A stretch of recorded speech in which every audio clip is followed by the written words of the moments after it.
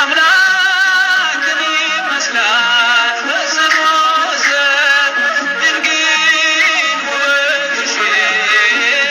ወሰን ወሰን ሁለንተናሽ ነው ወሰን ወሰን ነውርም የለብሽ ወሰን ወሰን ድንግል የዳዊት ልጅ ወሰን ወሰን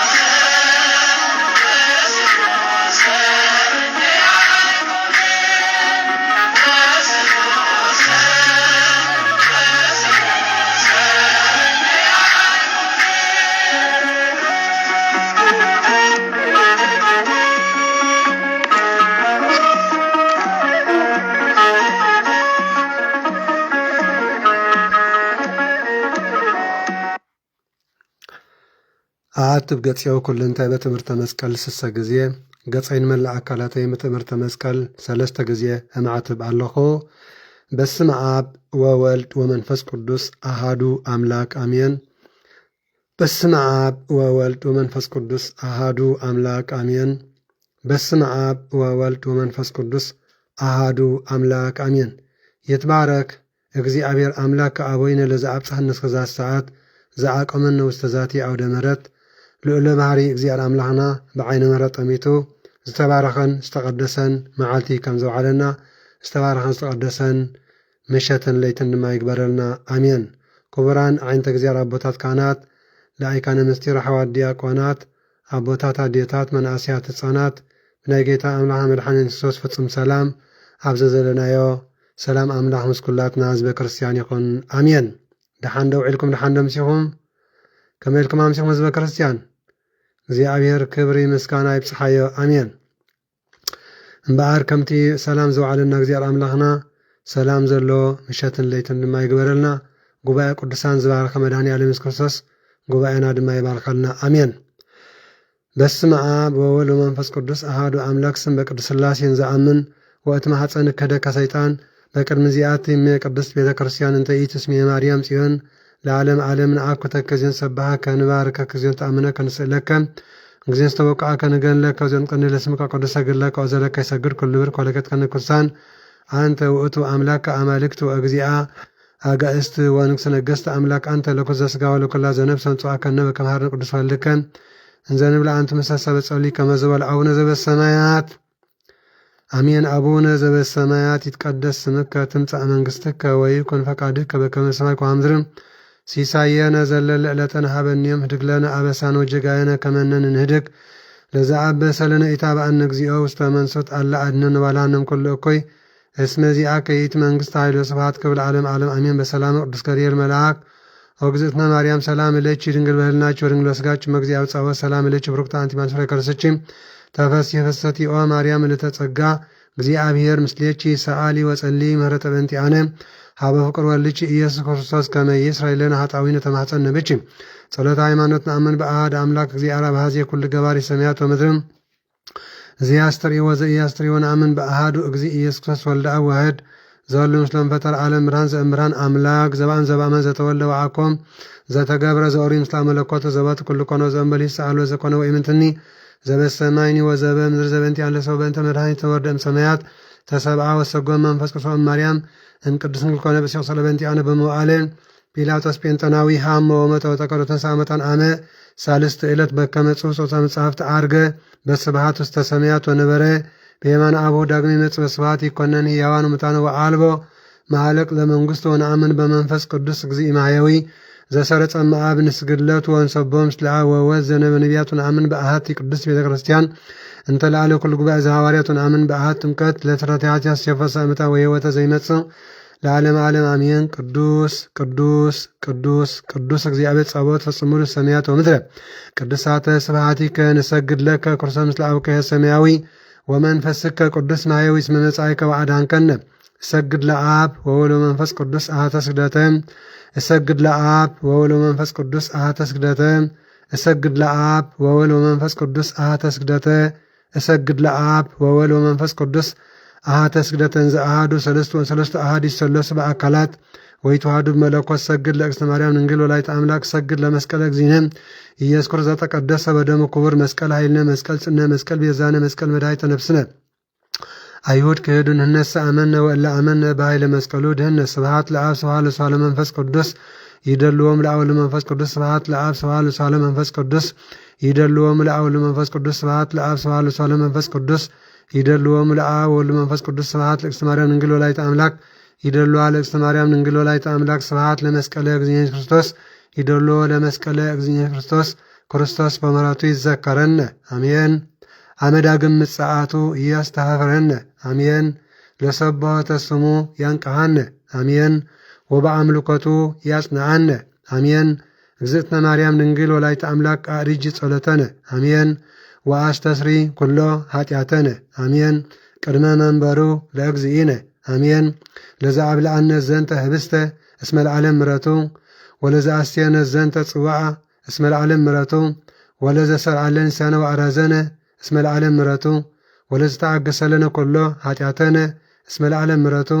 ወለዘ ወሃበነ ሥጋሁ ቅዱስ ወደሙ ክቡር እስመ ለዓለም ምሕረቱ ወለዘ አብጽሐነ እስከዛት ሰዓት ናሃብለቱ ስብሐት ወአኮቴት ለእግዚአብሔር ልዑል ወለወላዲቱ ድንግል ወለመስቀሉ ክቡር ተአኩተ ሰባህ ስሙ ለእግዚአብሔር አምላክን ወትረ በኩል ልጄ በኩል ሰዓት ሰላም ለቺ እንዘ ንሰግድ ንብለቺ ማርያም እምነን አስተበቋች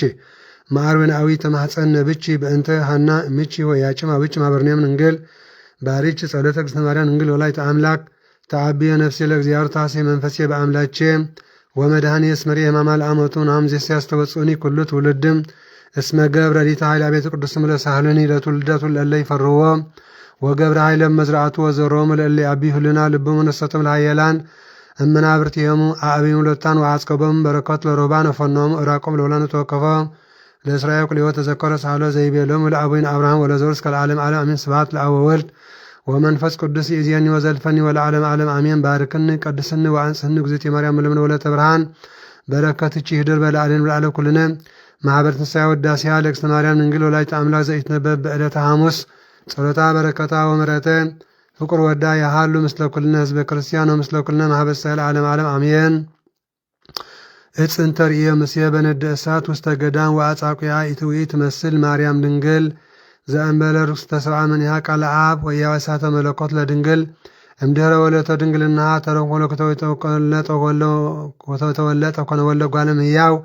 አምላክ ዘበአማን መጻው አዳነነ ሰአ ሊለነ ቅድስት ንአብየቺ ኩልነ ኦግዝእትነ ወላዲተ አምላክ እስመ ሳህልቺ ኩን ለዓለም ኩነት እምከተ ኩነ ድንግል ማርያም ወላዲተ አምላክ ዘበእንቲአሃ ተስዕረ ዘቀራ መርገብ እንተ ሃደር ዲበ ዘመድነ በእሎ ዘገረት ብእሲ በልአት ምጸብ እንተ ሔዋን ተአጽሖ ተገነቶ በእንተ ማርያም ድንግል ተርወለነ ዳግመ ከፈለነ ንምላእ ምጸ ሕይወት ዘውት ሥጋ ወክርስቶስ ወደሙ ክቡር በእንተ ፍቅረ ዚአነ መጻው አዳነነ አይ ልቦና ወአይ ነቢ ወአይ ሰሚ ዘይክል አእምሮ ዝንቱ ምስጢር መንክራተ ዜትነ ለአልያ እግዚአብሔር መፍቀሬ ሰብ አሃዱ ውእቱ ባሕቱ ቃል አብ ዘሃሉ እምቅድመ ዓለም በመለኮቱ እምበለ ሙስና እምአሃዱ አብ መጻው ወሰብአ ወልደ አዋህድ እምቅድስቱ እምድኅረ ወለተ ኢማሰነ ድንግልናሃ ወበእንተዝ ግህደ ኮንኮም ወላዲተ አምላክ የኢቲኦሙ በዕለተ ወለ እግዚአብሔር ከርስ ዘፈትለ አልያ ትለድ በጻር ወሕማም ወሐዘነ ልብ ወኮን ፈልፋለ ሕይወት ወወለድ ዘእንበለ ዘርአ ብእሲ ዘይስዕር መርገመ እምዘመደ ወመንተን ሰቦ እንዘኑ ስብሐት ለቆምከረ ሰብ ሄሮ መድኃኒት ነፍሳቲነ ሰዓ ለነ ቅዱስ ኦዝ መንክር ወጽብ ኃይለ ከርሳ ለድንግል ወላዲተ አምላክ ዘእንበለ ዘር ሰምዓ ኮነ መልአክ ዘአስተርአየ ለዮሴፍ እንዘይል ከመዝ እስመ ዘይትወለድ እምኔሃ መንፈስ ቅዱስ ቃለ ዚአርቱ ተሰብአ ዘእንበለ ወላዲተ ወለደተ ማርያም እኩይተ ዝንቱ ፍስሐ ወይቤት ወልድ ወልደ ወይሰምዕ አማኑኤል ዘበትርጓሜሁ እግዚአብሔር ምስሌነ ወአዲ ይሰምዕ ኢየሱስ ያድነው ለዝም ኃጢአቱም ያድነን ባህል እስራኤል ኃጢአትን እስመቲቅ አመርና ከመ አምላክ ወተዘኮነ ስብሐ ለስብሐት እስከ ለዓለም ኦዝ መንክር ልደተ አምላክ ቅዱስ ድንግል ልደተ አምላክ ማርያም ቅድስት ድንግል አግመረተ ለቃል ይቀደም ዘረ ለልደቱ ወኢማሰነ በልደቱ ድንግልናሃ እምኀበ አብ ወፃ ቃል ዘእንበለ ድካም ወእም ድንግል ተወልደ ዘእንበለ ሕማም ለቱ ሰጎድ ሰብአ ሰገል አምፁ ዕጣነ ከመ አምላክ ውእቱ ወርቀ እስመ ንጉሥ ውእቱ ወከርቤ ዘይትወሃብ ለሞቱ ማየው በእንቲአነ ተወክፈ በፍቃዱ አሃዱ ውእቱ ባሕቱ ንቀሰብ ሰዓ ሊለነ ቅድስት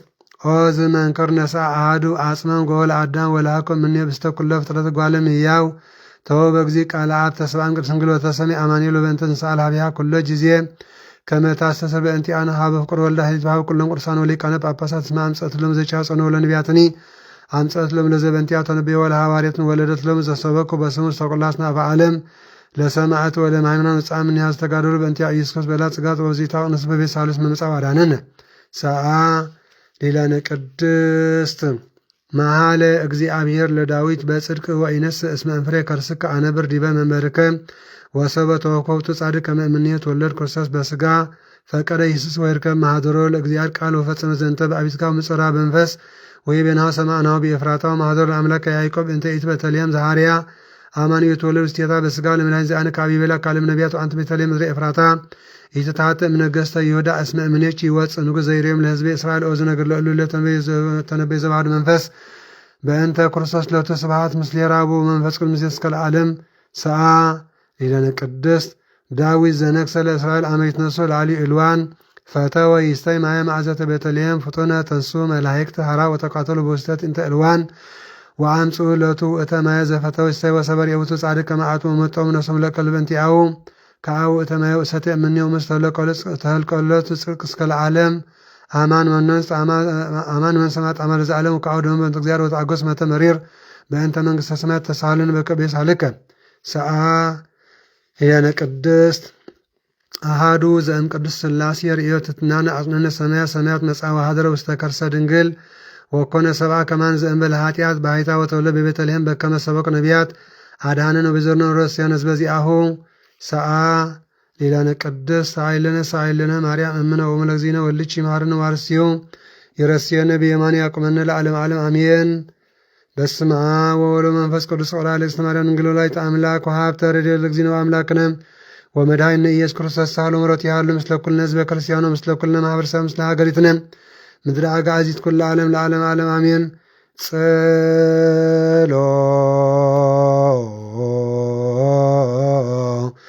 ጸሎታ ለማርያም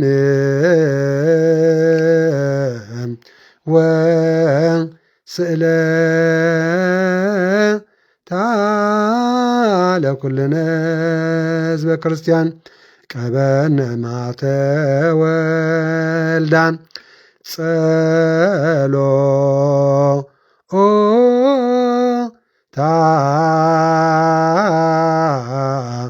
ለማርያም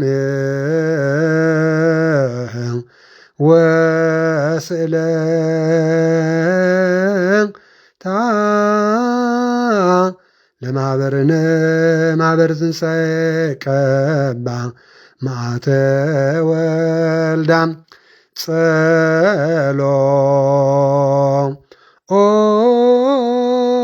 ጸሎታ ለማርያም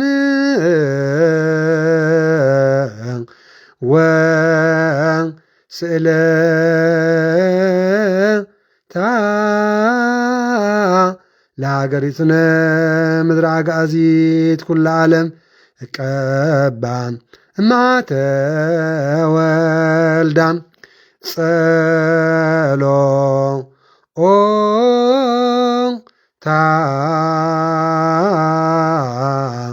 ለማርያም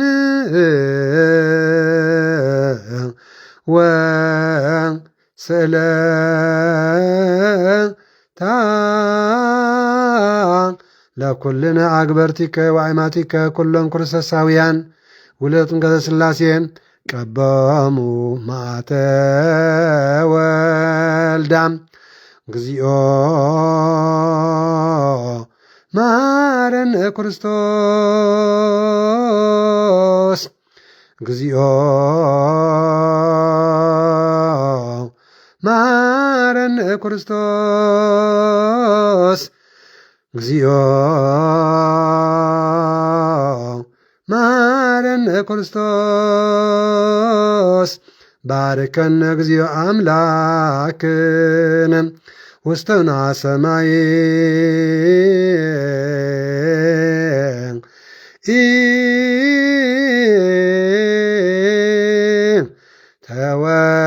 ተወከፍ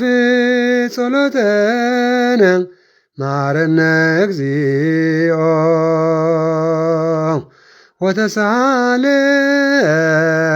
ወተሳሃለነ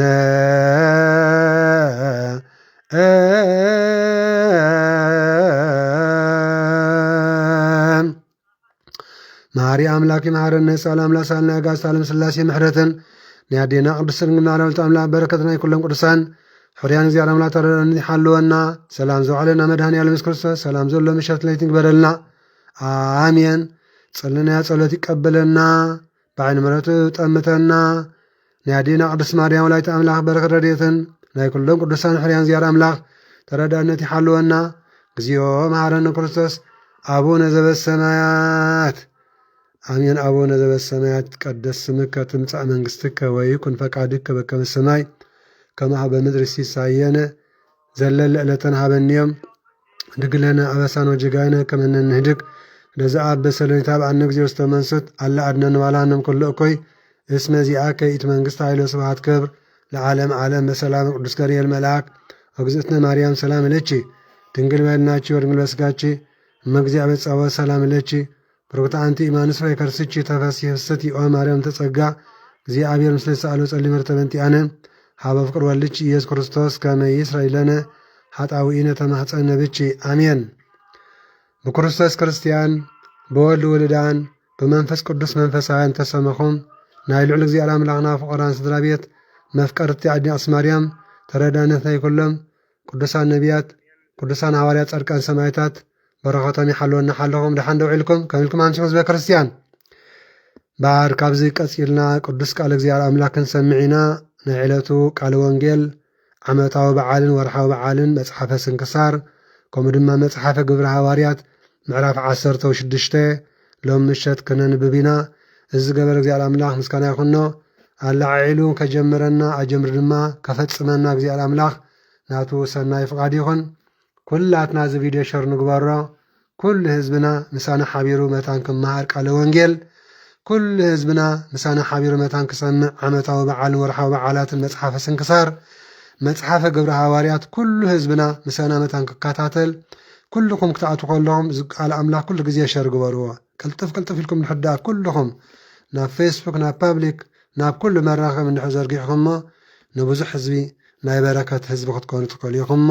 እግዚአብሔር ዝተመስገነ ይኹን። ብሰላም የፈጽመና ብሩኽ ምሸት ተመስገን ፈጣሪ ኩሉ ዓለም ተመስገን። ለቲ ቅዱስ ቃሉ እግዚአብሔር አምላኽና ዝኸበረን ዝተመስገነን ይኹን። ክቡራን አይንት እግዚአብሔር አቦታት ካህናት ላይካን ምስጢር ሐዋርያት ዲያቆናትን አቦታት አዴታት መናስያት ህፃናት ኩልኩም ደቂ ማሕበረ ትንሣኤ ኣብ ኩሉ ኩርናዓት ዓለም ትርከቡ ሰላም እግዚአብሔር አምላክ ምስ ኩላትና ህዝበ ክርስቲያን ይኹን አሜን። ካብዚ ቀፂልና ወንጌል ቅዱስ ማቴዎስ ምዕራፍ 18 ካብ ፍቕዲ 12 ክሳብ 24 ዘሎ ቅዱስ ቃል እግዚአብሔር አምላክ ከም ዝስዕብ ብምባል የስተምረና አንቀጸ ንስሓ ዝምልከት ትምህርቲ ንምሃር ማለት እዩ። ጎይታናን አምላኽናን መድሓኒናን ኢየሱስ ክርስቶስ ክብርን ምስጋና ይብፅሓዮ አምላኽን ወዳስየን ስግደትን ስብሃትን ይኹንና አሜን። ከም ዝስዕብ ብምባል ብምስላ እንደቀ መዛሙርቱን ንዓና ነዞም ንቕፅል ወለዶን ክሳብ ዓለተ ምጽኣት ንዘሎ ሕብረተሰብን ቃለ ወንጌል አስተምሃረ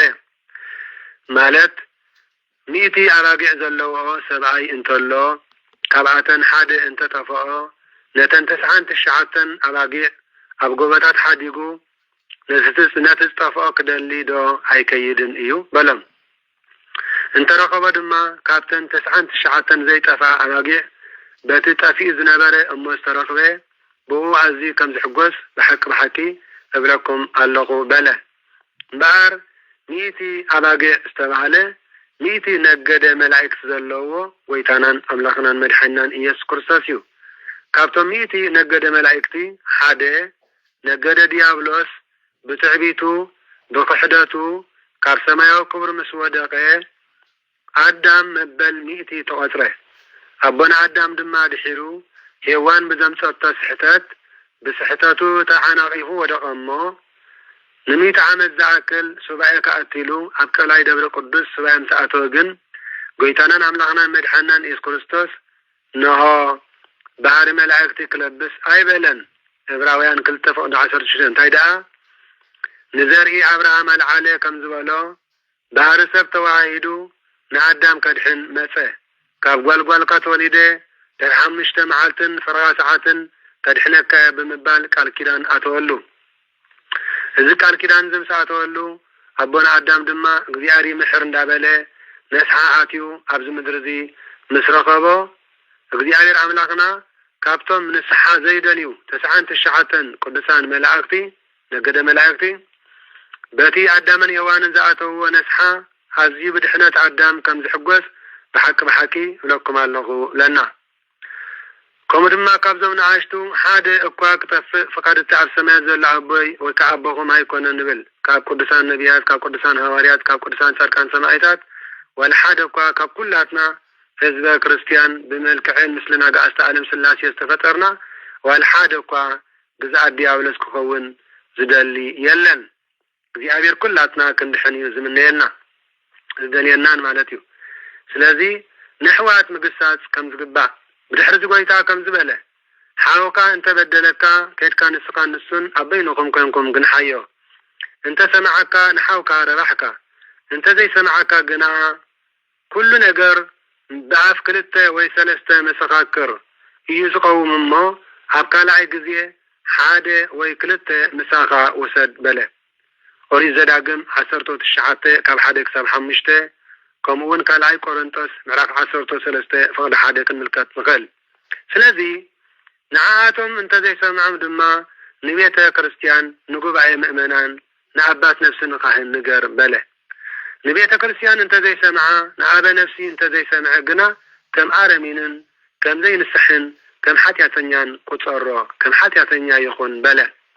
سلازي قويتانا إيس كريستوس أسعيبو ندك مزامرتو نعسر تقلت حواريات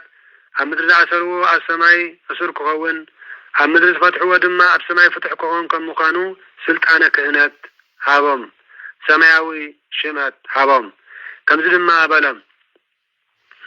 بحكي بلكم علقو أمدرز عسركم مزبلا كله هاب سماي أسر كهون إيو أب مدري إذا فتحكم مزبلا كل دما أب سماي فتح كخوني بلم سلذي كلتا وي سلستا كباكاتكم أب مدري بزلمنوا كل نجر انت تسمعوا كابتي أب سمايات زل عبوي قوة عبامي إليه كان بحدش بحكي لكم الله بلا كمي كلتا وي سلستا كوينام بسماي أب استعقبلو أنا أبو أما أكلم الله كحضرم يبنى قويتا سلذي اتم سلسته استوهالو دما ازم زسعبيهم أنبابي ترقوامي مصحف كون كله كالاي نازازي تنازازي أمون لؤخ إيو ثالثاي نتحنا سقا نتحنا نفسي نتحنا لبنا إيو رابعاي هايمانوت تسفى فقري حسكم انت دا انا ديخمني هايمانات تسفى فقر حسكم انت دا دليخمني كركبلكم يه كترخبني اخن بلا قداماي كورنتوس معرف 10 فقد 10 نملكت بدل حوقا محداك دحرزي حواريا قدس بيتروس قربيلو نقويتانان املاقنان مدحنان إيسوس كريستوس كنزيلو حاتطو قويتا حاوي انت بدل النس كندي ساع يقرأ قبلالو كساب شوعات تدو بلا قويتانان املاقنان مدحنان إيسوس كريستوس دما كساع شوعات شع سبع دعا انبر كساب شوعات تس ايبلكان بلا سلذي منقسة سنوات حق وانجيل مساقل قلتو كتسباتسب زدالي نقوش تمثل كتسباتسب مجمرة 10 شحنا كليت ادازو اللو سب امسؤلو زفاد يوم الساعنا اللقنا اتقويتو نسو مس سبيتون دكون زلو حابتي كلن تشيتو عدو كغفل عزازة اتعاقل قال دما ناب اقرو تدفيو قويتاي تعاقسن دعنبر كلو كفديكا ينابلا لمنا اتقويتو دما نتي عقل قالي دنقص لما فتحو هدأون حدا قالوا لنا فتعقل قالي مسواتة قنا كارتون بتساتو 100 دينار عدا زلو حدا عقل قالي رخب ما أباقا زلو عدا فدينيلو حانيقو حازو شعت بتسايو عقل قالي تعقسني كلو كفديكا النبالة تدفئو لمنا نسقنا أبايو كيدو دما كسحدو زفدي أأسورو لنا وتم بتساتو لما اتزقبر نقر ريهم عزيهم قحايو كيدم اتسخنا كل نقر نقويتهم نقروا شعو قويتو وطوعيو انت حسوم اقلقالي انا سلزلم من كاني بزل عداكا حدب كلكا نستغاكا كنت انا زم حركوكا نتبتسايكا كتمحردو اي متقبعا كان بلا قويتو كا تقطعو كل عدو فاتي مكتعز فدي نزا صغي وحليفو هابو مبعار بلا قويتانان املاقنان مدحينان إيسوس كريستوس مبعار نسقاتكم دما نفس وكافكم نحاو كابلبو بدلو انت زي حاديكم له سماوي أبويون قاموا كقابركم يوم بله سلازي كل جزية بدل إحواتنا كنحدك نحدنا يغرق نبعال حوي حبتين دا تبعالنا بسنيتن بفقرن بتحتنان بخلو كنكيد زي أبير أملاك بزي قدس قالو نهان عين عخم يمعدنان يقصنان علما نزق برق زي أملاكنا كبرين مسكانان أملاكون وداسيان سبعات سجدات نعو يتحيهم لمن كل جزيان نزل العالم عالم آمين ما نقص عيلم كوي تاي مفتوا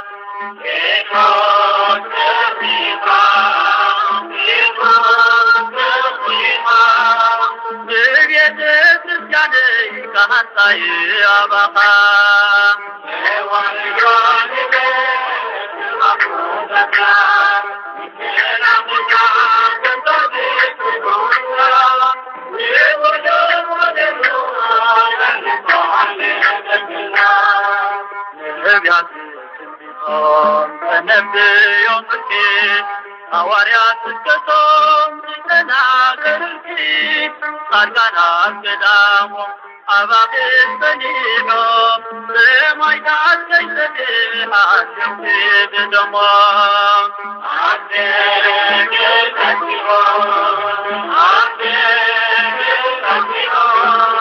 አይከና ውስዋኖ ፍጹም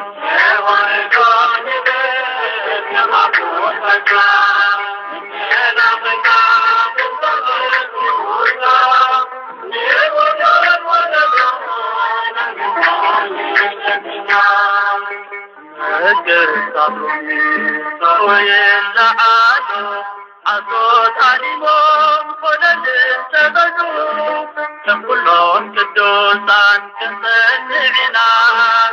صافوا لي توحدوا يشتف فلينا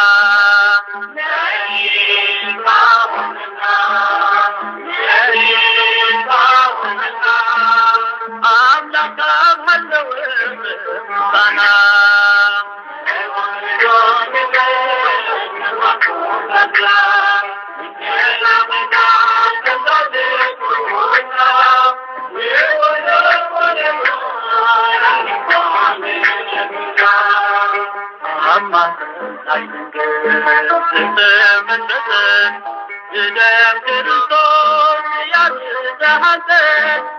تقبلنا يا حمدك الحواريات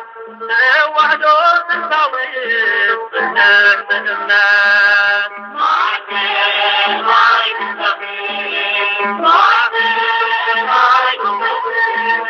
بسنا زمتا عينا وسن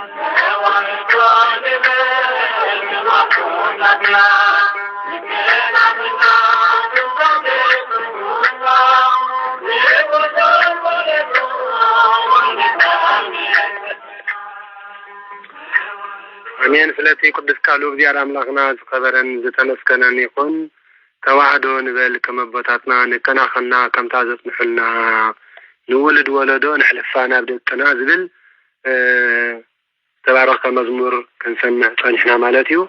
بزيار أملاقنا سلتي قدس كالو زخبرن زتنسكنن يكون أمين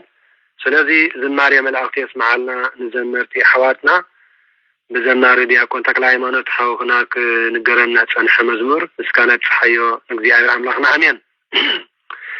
كابزي قتلنا كبران حزب كريستيان لمعلت 18 سنة دلو حمتاون ورحاون بعالات نقرب لكم ساعتنا يبارك قدس مدينة عالم أمين لومي علت 18 سنة حمتاوي بعال زخي رفتو نابنا قدس أبا دميانس لك باباسات زهاجر اسكندريا ايو أبنا قدس دميانس مبل 45 لك بابا زهاجر اسكندريا كوينهم استشموا قدس أبيهم أبنا قدس دميانس كابت سانتهم أتحيزهم يوم أبنا أبرا منكسنا زنوبر نيرم أبنا قدس دميانس قدسان مصحفتي اندا أنببو ليتن معالتن أبصلتن صومن سجدتن يتصمدو نبارو أبنا قدس دميانس ودي 17 عامت مسكونو أبقدام دبر أبا يوهانس معارق دياكون تقبيئهم أسكيما ملايكت زكونا منكسنا دما أبقدام أسكتيسيوم منكسهم أبنا قدس دميانس بدحرزي نابقدام دبر بتارون دبر أبوو معراب اسكندريا بمكاد نوح زكونا قزيه أبصو من صولتن تتصمدو نفسها بصومن صولتن ممزان لنفسها بصومن سجدتن ممزان لنفسها أكلات كاسقها بصومن صولتن بسجدتن مقطع أزيو كريستياناوي هيوات سلازقانا مالتي سلازي إنه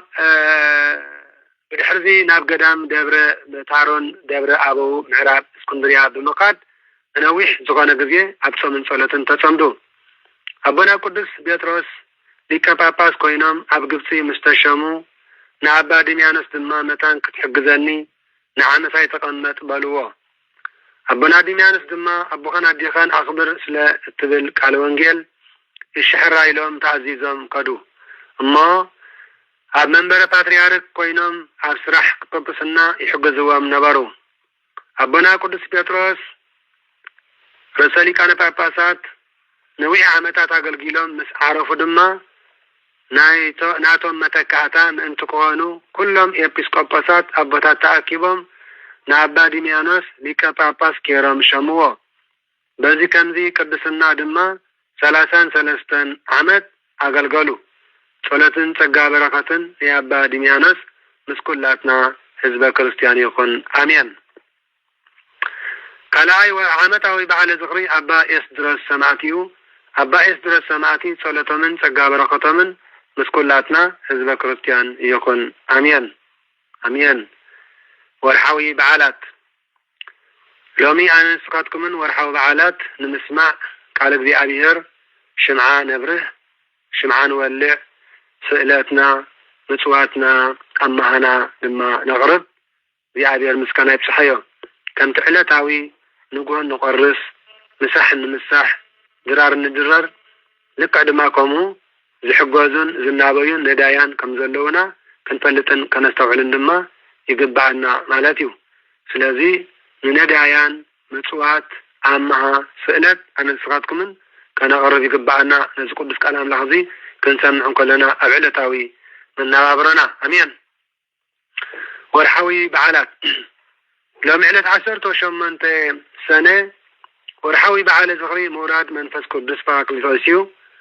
ويتانان أملاقنا مدحنان إيسوس كريستوس العامت تشعات عبيتي بعالات والدي اللوو حانت كابعاتن دما بعال منفس قدس براكليتوس إيو كابعالة تنساي كريستوس دما أما بالحمسة معالتي زوعل كوينو عامتا وبعال مراد منفس قدس براكليتوس دما نها اتانايتن تي مراد منفس قدس 18 قنباتي نيرو ونياتو ويتنايز كريستوس علت 20 شعات المقابيت كاموتان سلا زتنسى سنبت معالتي مسكانان عاب مسكانان ولد مسكانان منفس قدس يكون لمن كل الشعين نزل عالم عالم آمين آمين كلاي ورحوي بعال زغري سمعت الناتو نهاريا قدس فيليبوس إيو فيليبوس مالت فتاوي أحواتو مالت إيو ذي أبير مسكولو فكارات يقبرنا ذي أنا أملاق مسكولو حبرة سب فتوات يقبرنا مسكولو حبرة سب سنن سنيت هدعة عاقلا فقرا حوي حبتي بمبهال مسكولو من ردع يهابنا ذي أبير سلازي أمين هاريا قدس فيليبوس مالت قراحي أفراس اندات بعلون يقلت إيو هاريا قدس فيليبوس حدا كابتون 12 قدسان حواريات إيو حواريا قدس فيليبوس نقده زابلون إيو حواريا قدس فيليبوس حقر سبكت دما أفراكيا خوينو حواريا قدس فيليبوس كل زعفو إيو عب مسكال تسغيلو سماعة النت تقبلو حواريا قدس فيليبوس عمتها بعد زغري سماعة النت دما 18 حدار إيو صلاتن تقا بركتن حواريا قدس فيليبوس مسكولاتنا حزب كريستيان يكون آمين ثالثاي ورحوي بعال زغري عرفتو نصادق أمنا إيوستات يوس منر كله عالميو صادق أمنا إيوستات يوس منر هايمانوت سباق وانجيل زعاقر أرمينيا إبهالو صادق أمنا إيوستات يوس سما بؤم حبنا كريستوس معا كون كله سما أديهم دما أدينا سنة هيوت يبهالو صادق أبونا إيوستات يوس سم تمكاتهم دما معكبة أجزي يبهال معكبة أجزي تبعي للسواع أمين ولدهم دما متحف مزمور داويتن متحفتي قدس بيت كريستيانن أنبيبهم نها مسودو ناب قدام دبر أبا زكرياس وصدوهم بجحرزي صادق أمنا إيوستات يوس كل سرعة بيت كريستيان نابرا من كسنان تماهيرم عالم مننو صادق أبونا يوستات يوس كساب علة عرفتم بتصمن صلاتن سجداتن تتصميدم دما نجزي أير أملاخ أسمرو حمتاوي بعلى زغري عرفتم صادق أبونا يوستات يوس عصرتو شمنته مسكرن أيوم هاي بحكي صلاتهم من سجاب ركضهم من نايت صادق أبونا يوستات يوس مسكولاتنا زنا كريستيان يخون أبونا يوستات يوس كفالي بحر صلاتهم رديتهم يحلون أمين رابعي ورحوي بعلى زغري صادق أبونا سلاما كساتي برهانيو سلاما مالت نسب مسك ذي أبير ذات تعارق سلاما مالت نسب مسك ذي أبير ذات قرارب سلاما مالت نرحقان زقرب ناب قدسنا مالتيو سلاما مالت زودقو ذات انسء مالتيو سلاما مالت زتبتنو زأكد سلاما مالت استقاقيو ناب كون حيمانت زملس أبو مالتيو سلاما مالت نونسب مسك ذي أبير ذات تعارق قدس أبو مالتيو أبونا سلاما كساتي برهان علت عصوت شمنته تحساس ناب هاجرنا مدرع عقازيت زمتصلو علاتيو صادق أبونا سلاما كساتي برهان بعلت عصرت شمن تحساس 330 عامة مراتيوم بداسية مارسا تخلاي جيرم كاب هاجر قبسي ناب هاجرنا مدرع عقازيت يرطان إثيوبيان نوايا قدسانن تابوت غزي أبيون حزن بمنسا نها أبنا جران زبال بوتانا يسحل نغفا أبنا جران زبال كباب نغفا بوتانا يسحل استوسن أوان تقميتهم لحار دمان أب قدام دبرسينا ماتيوم تقمتو صادق أبنا سلاما كساتي بران زتولدو لوت انتا وحاقرم قنا أب قريخ ايو صادق أبنا سلاما كساتي بران بحيال سمن صولتن سجدتن متواتن قدسان متحفت بمن بابن عب كله كريستياناوي هوتم نقضي أير عملاخ زسمرو قدس أبيم صادق ابن سلامة كساتي برهان صلاة رديئة محلونا نها كل زنوحي قضيئة من ساعتهم قدسان متحفتي من بابن عب كله كريستياناوي هوتم دما نقضي أير عملاخ بالسجدت زسمرو قدس أبيم صادق ابن سلامة كساتي برهان عب هاجرنا إيرتران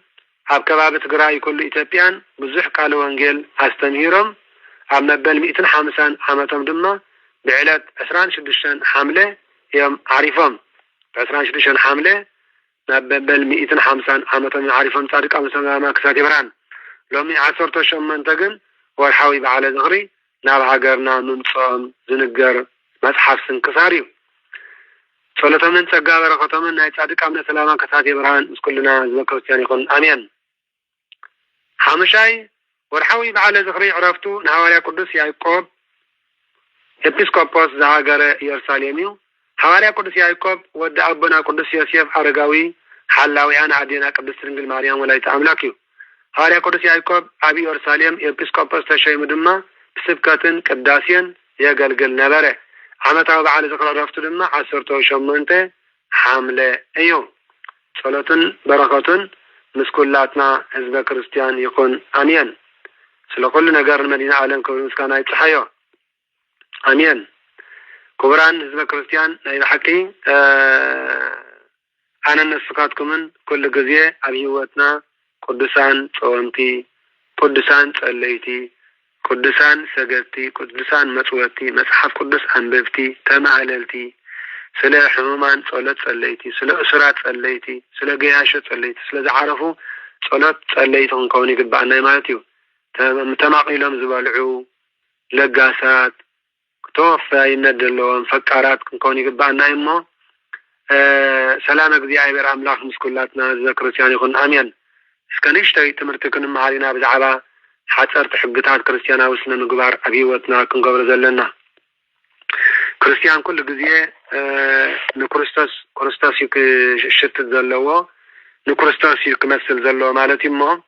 اسكعب هوتنا كنقبر زلنا كريستيانا وسنة نقبار نشتي كرينا حجي كل جزية قدس جزية عبير نعين نعاقاتكم من كنصدق لنا نقل سماوي من قدي عدي لنا مالتيو هاتم تتصورن تصور زقبدكم من نالاي نعو أنا كعرفكم أرعتي تصورو كاباي تمهارو ንነፍስኩም ድማ ዕረፍቲ ክትረኽቡ ኢኹም ይብለና እዩ ማለት እዩ። ስለዚ ሓፀርቲ ሕግታት ክርስቲያናዊ ስነ ምግባር እስኪ ክንሪኢና ሎም ሓደ ህይወትካ ክባረኽ ህይወትኪ ክባረኽ ህይወትና ክባረኽ ህይወትኩም ክባረኽ ኩሉ ግዜ ምስ ጌታናን ኣምላኽና መድሕናን ኢየሱስ ክርስቶስ ይኩን ሕልናና አይባከ በሰ ቅዱስ ላዕለይ ይኩን ሕልናኩም በሰማይ ያሉ ልብኩም አእምሩ ከመ ሀበዘ ትቀውሙ ብለና ማለት እዩ። ኣብ መጽሓፈ ናይ 300 ቅዳሴ ዘሎን ኣብ መጽሓፈ ቅዳሴ ዘቅዱስ ዮሐንስ አፈወርቅን ከም ዝነግረና ኩሉ ግዜ ናይ ባሕቂ ኣብ መጽሓፈ እግዚእን እውን በሰማይ ያሉ ልብኩም ንባህል ኣብ 3 መጽሓፍቲ ቅዳሴ ስለዚ ኩሉ ግዜ ኣነስካትኩም ምስ ጌታና መድሓናን ኢየሱስ ክርስቶስ እንተዳ ኮይና ካብ ሕሜትን ካብ ካልእ ነገራት የድሊ ነገራትን ኩሉ ክንወፅኢና ማለት እዩ።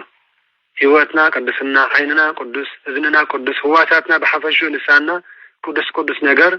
ከስተምር ከዘውትር ከምስክር ማለት ከዘንት እዩ። ስለዚህ ኩሉ ግዜ ምስ ክርስቶስ ኩን ይብለና ናይ ባሕቂ ክንደሉ ከለና ዘይኮነሲ ታይዳ ከም ዓቕምና ኩሉ ግዜ ክንጽሊ ከም ዘለና ሰብ ክደሉ ከሎ ሓደ ነገር ስለ ዝጎደሎ ወይ ከዓ ስለ ዝረኸበ ኣይኮነን ናብ ኣምላኽ ተመስገን ክጽሊ ዘው ታይዳ ኩሉ ግዜ ብጸሎት መመስገን ትንኹን ናብ ኣምላኽ ንምንታይ ኩሉ ግዜ መዓልቲ ይኩን ምሸት ንግሆ ይኩን ቀትሪ እግዚአብሔር ወልሓንቲ ነገር እኳ አጉዲልና አይፈልጥና አይናኹምን ኩሉ በምስጋና አምላኽ ተዳጠሚትና ናብራና በምስጋና አምላኽ ተዳጠሚትና ህይወትና ኣብ ቅድመ አምላኽ ነው ሓንቲ እኳ ድጎለና ነገር የልዎን ኣነንስኻትኩም ስለዚ ክንደሉ ከለና ጥራሕ ዘይኮነስ ታይዳ ኩሉ ግዜ መዓልታዊ ከም ዓቕምና ክንጽሊ ከም ዝግባአና እግዚአብሔር አምላኽና አይናኹምን ያስተምረና ኣሎ። እሺ ኩሉ ግዜ መዓልታዊ በዘይ ምቁራጽ በቃ በሰነ ስርዓት በፈሪሃ እግዚአብሔር በትሕትና በዲስፕሊን እንፍጽሞ ናይ ጸሎት ስርዓት ይህልወና ኣሎ ማለት እዩ። ሰብአ ለዕለቲ ሰብሃች እስመ ተነድፈ ልብየ በፍቅርች ዝብል ኣብ መጽሓፈ ሰዓታት ኣሎ። ኣብ መጽሓፈ ሰዓታት ናይ ሚካኤል ዝብል ዘወትር ኣብ ሚካኤል ዝብል ዘወትር እንታይ ይብል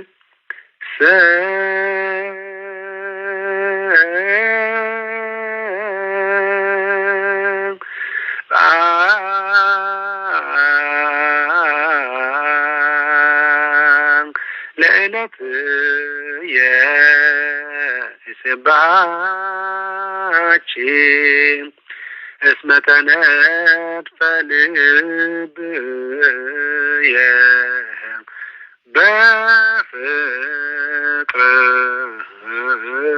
በፍቅርች ምስጋና ናይ እግዚአብሔር አምላኽ ዝበዝሓሎም ሕብረተሰብ ነው ውዕለት ናይ ዲና ቅድስት ማርያም ወላዲተ አምላክ ዝበዝሓልና ሕብረተሰብ ኣብ ሰሙን 7 መዓልቲ ጥራይ ደይኮነሲ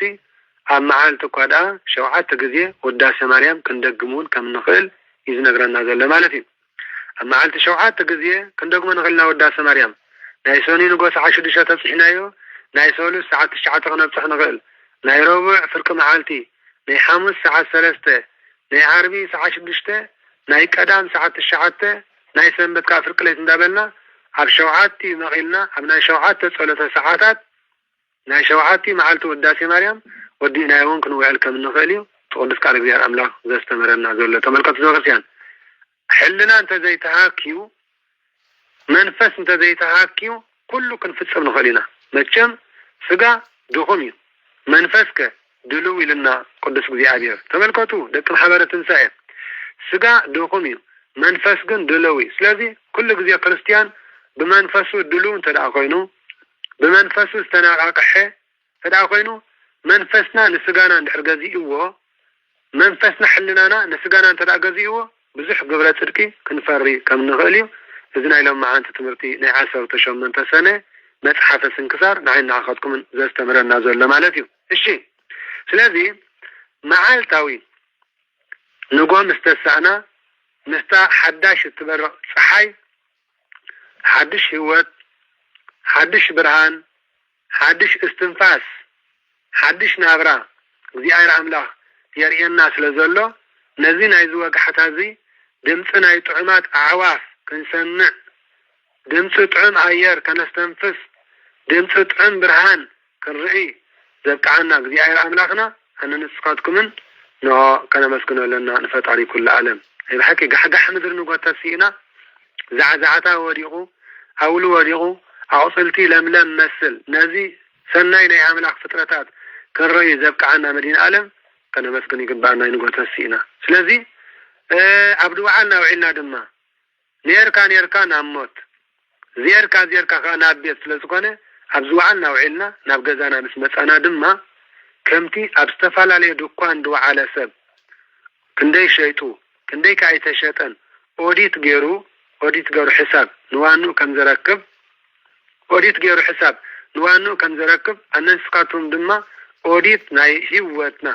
ኦዲት ናይ ነፍስና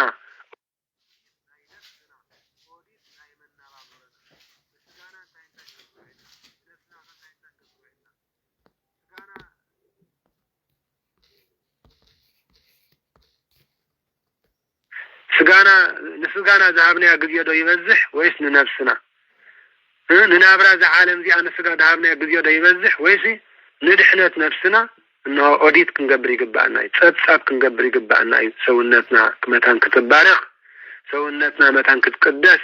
ኣነ ንስኻትኩም ብስጋን ብነፍስን ቅዱሳትን ብሩኻትን መስመርት እግዚኣብሔር ኮይና ከምተን 5 ደናግል ቀንዴለንን ዘይተንን ኣብሪሄን ፀኒሐን መርዓዊ ኢየሱስ ክርስቶስ ንምምፃእ ንምቕባሉ ድልዋት ዝነበራ ኩኑ ድልዋን ይኩሙ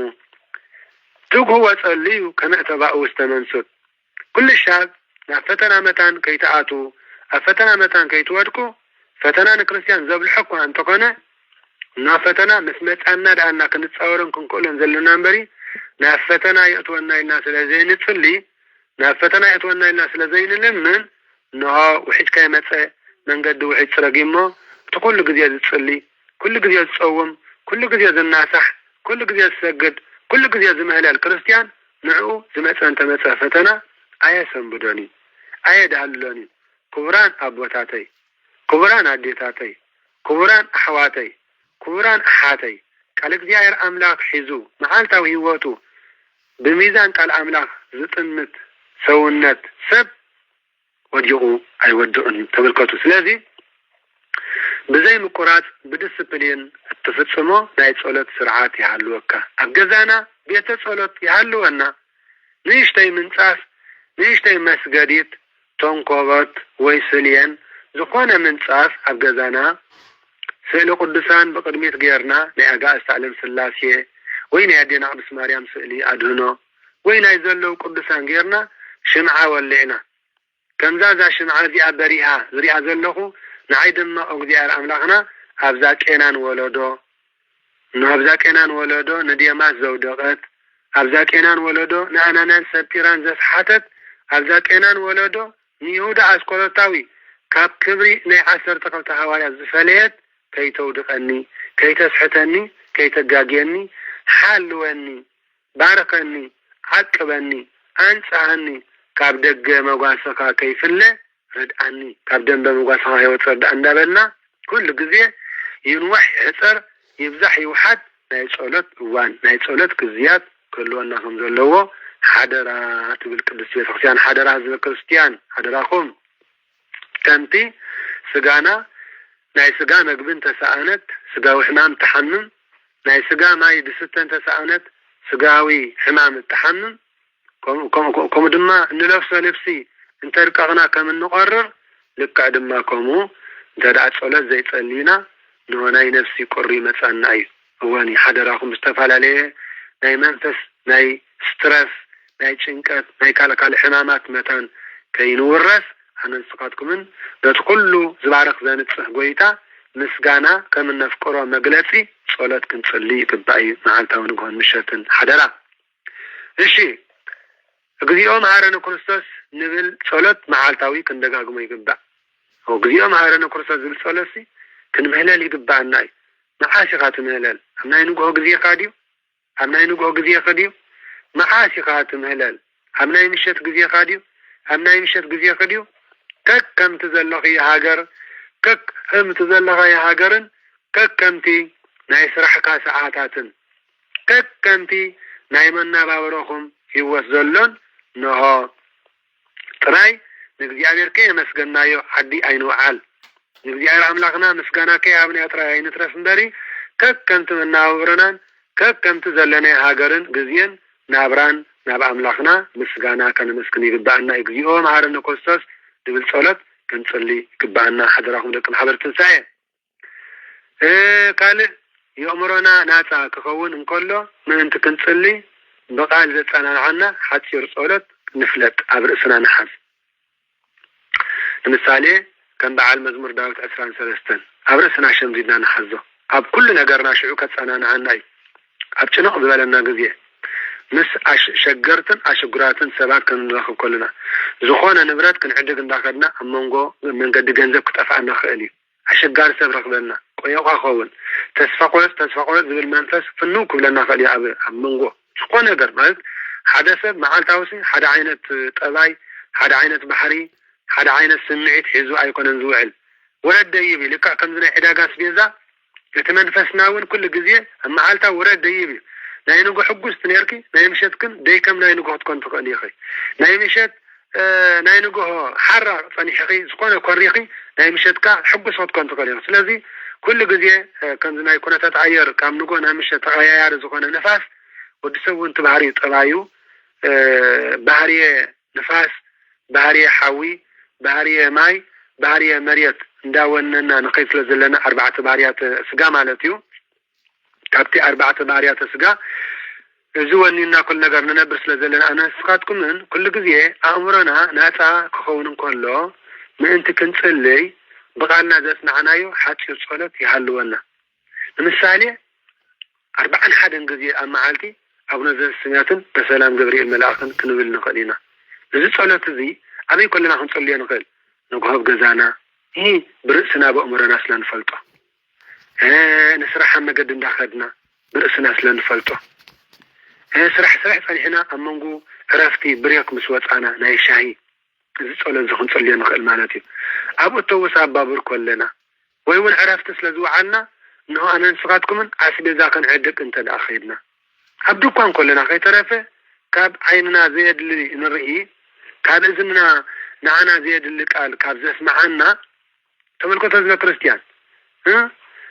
كابو يأمرنا أو مساعتنا عينا بزرعنايون إذنا بسمعنايون زي حسب نجر كاب زرينا كاب زسمعنا ولا بتي دكان أتينا أسبيزان دعدقنا كل نجر كمان أو نزل السماتن بسلام قدس جبريل الملائكة أنت دعيلنا أبت دكان كلنا يأمرنا حساباتنا وقدس على جزيء الأملاك استبارك استقدس للزقون إنها كله متانا متسانا استبارك استقدسني زقون زب كريستيان ስለዚህ ወይ 41 ጊዜ አሙሉ ማዓልቲ ወይ ድማ 64 ጊዜ 64 ጊዜ አሙሉ ማዓልቲ አንስራትኩም ሰዓሊ ለነ ቅድስት ክንብል ሐጸርቲ መዝሙር ዳዊት ከም በዓል መዝሙር ዳዊት ምዕራፍ 13 እግዚአብሔር ጓሳየዩ ዝጎድለኒ የብለይ ኣብ ልምዕሻኻ ይውዕለኒ ናብ ዝዓርፈሉ ማይ ይመርሐኒ ንሱ ننسى يدا بمجد صدقي مرحني كم زباله ربا دنمتكو صلمات تقدكو እግዚአብሔር مسايو بركا مسكو كان يتصنان عني اقد مصلاتي ما ارسل علي سوي ملي جربالو سخانه كان محرت كان نزل عالم كسباني انما ابيتك እግዚአብሔር نزل عالم كنبر ينبل مالتي هواني ابيت እግዚአብሔር نمنتاي لبهم بيت مقدس املاك مخانده ايتفلكن يوم لنا كويتا لبهم ቤተ መቅደስ አምላክ መዃንዶ አይተፈልጡን ስለዚህ ልብና ካብ በመንፈስ ናይ ጓይላ በመንፈስ ናይ መዝሙር ንምልአዮ ካብ ብዛንታ ሐሳባት ዜና ናይ ዓለም ብና በቅዱሳን ዛንታ በገድሊ ቅዱሳን የእምረና ንምልአዮ በመጽሐፈ ስንክሳር ታሪክ ቅዱሳን ሰሚዕና የእምረና ንምልአዮ ስለዚህ ቤተ መቅደስ አምላክ ካብ ኮነ ሰውነትና مزمور دسامع درسي كنا بيت مقدس أملاك كاب كنا أكلاتنا صحفان قدسان زيناتات قدسان منفس أو صحفات من بابي نأمرنا لبنان زي السماع زان تاني عالم سقاويا أيكونا مالتيز بكريستيان تملكتو كمتي ዕለታዊ ዜና ዕለታዊ ኒውስ ዕለታዊ ጋዜጣ ሓበሬታ ከነንብብ እንደልን እንብህግን ከምኡ ድማ ዕለታዊ ንህይወትና ድባርኽ ደቅድስ ዘንጽሕ ቅዱሳን መጽሓፍቲ ናይ ምንባብ ልምዲ ክሓድረና ይግባእ። ደቂ ማሕበር ትንሳኤ እግዚአብሔር ክብሪ ምስጋና ይብፅሖ እሞ ኣእምሮኻ ናፃ ክኸውን ከሎ ምእንቲ ክትጽሊ ብቃልካ ዘጽናዕካዮም ሓፀርቲ ጸሎት ይሃልውካ ይብል። هو كل جزية حسير صلاة مفلات أبو أمرنا أنت لعقمتنايو كل جزية لك كان مستيات كوين إذا قلقلنا ودسب فأني شون تدعى مستيات زرق خوينو أب أكلاته أب قصو زقونا قدلة تدعى الليوة سب كي رعايا خولو ناب سب كي تقعلع خولو كالتفو كآليان كعريان كسقنان يخلي مالتي كودما دقاقي منا مسقانا ناب أملاخ دقاقي منا صلاة مدح حزنا قدنة أطوس لزبالنا يكونن نفلا تقدينا قدنة عبيت صلاة لزقومنا يكونن كزيان تلينا تصبق كزيان تلينا أو كزيان تلينا هم قبر تصبقي هذا يكوينو بلع بعثت أنا كايم لزقونا ودسب نخنبر كبلع سلزلوه نخبلع دما كسرح سلزلوه مو عملو معالتي أبسرحنا يسقع تتسميرنا سلنوعل أبتنوعلو نايسرحنا بوتاتا السفرة كل نقر ناي فرق ساعات تزور ماكينة انت دعاليا تكا ناس رعاقات كيد تاب قزاقات تبقيشكا ماكينة فعال عيلكا كساب ناي سرحكا بوتات تبتح كندي قزي أبنى زرسيات كتل تقل هذا عسرتات كتل تقل تحرون شمنت ساعات سريحكا وعيلكا تفديسكي كاب سرح نقزاقات كتمل ناسم كولاقي هيدا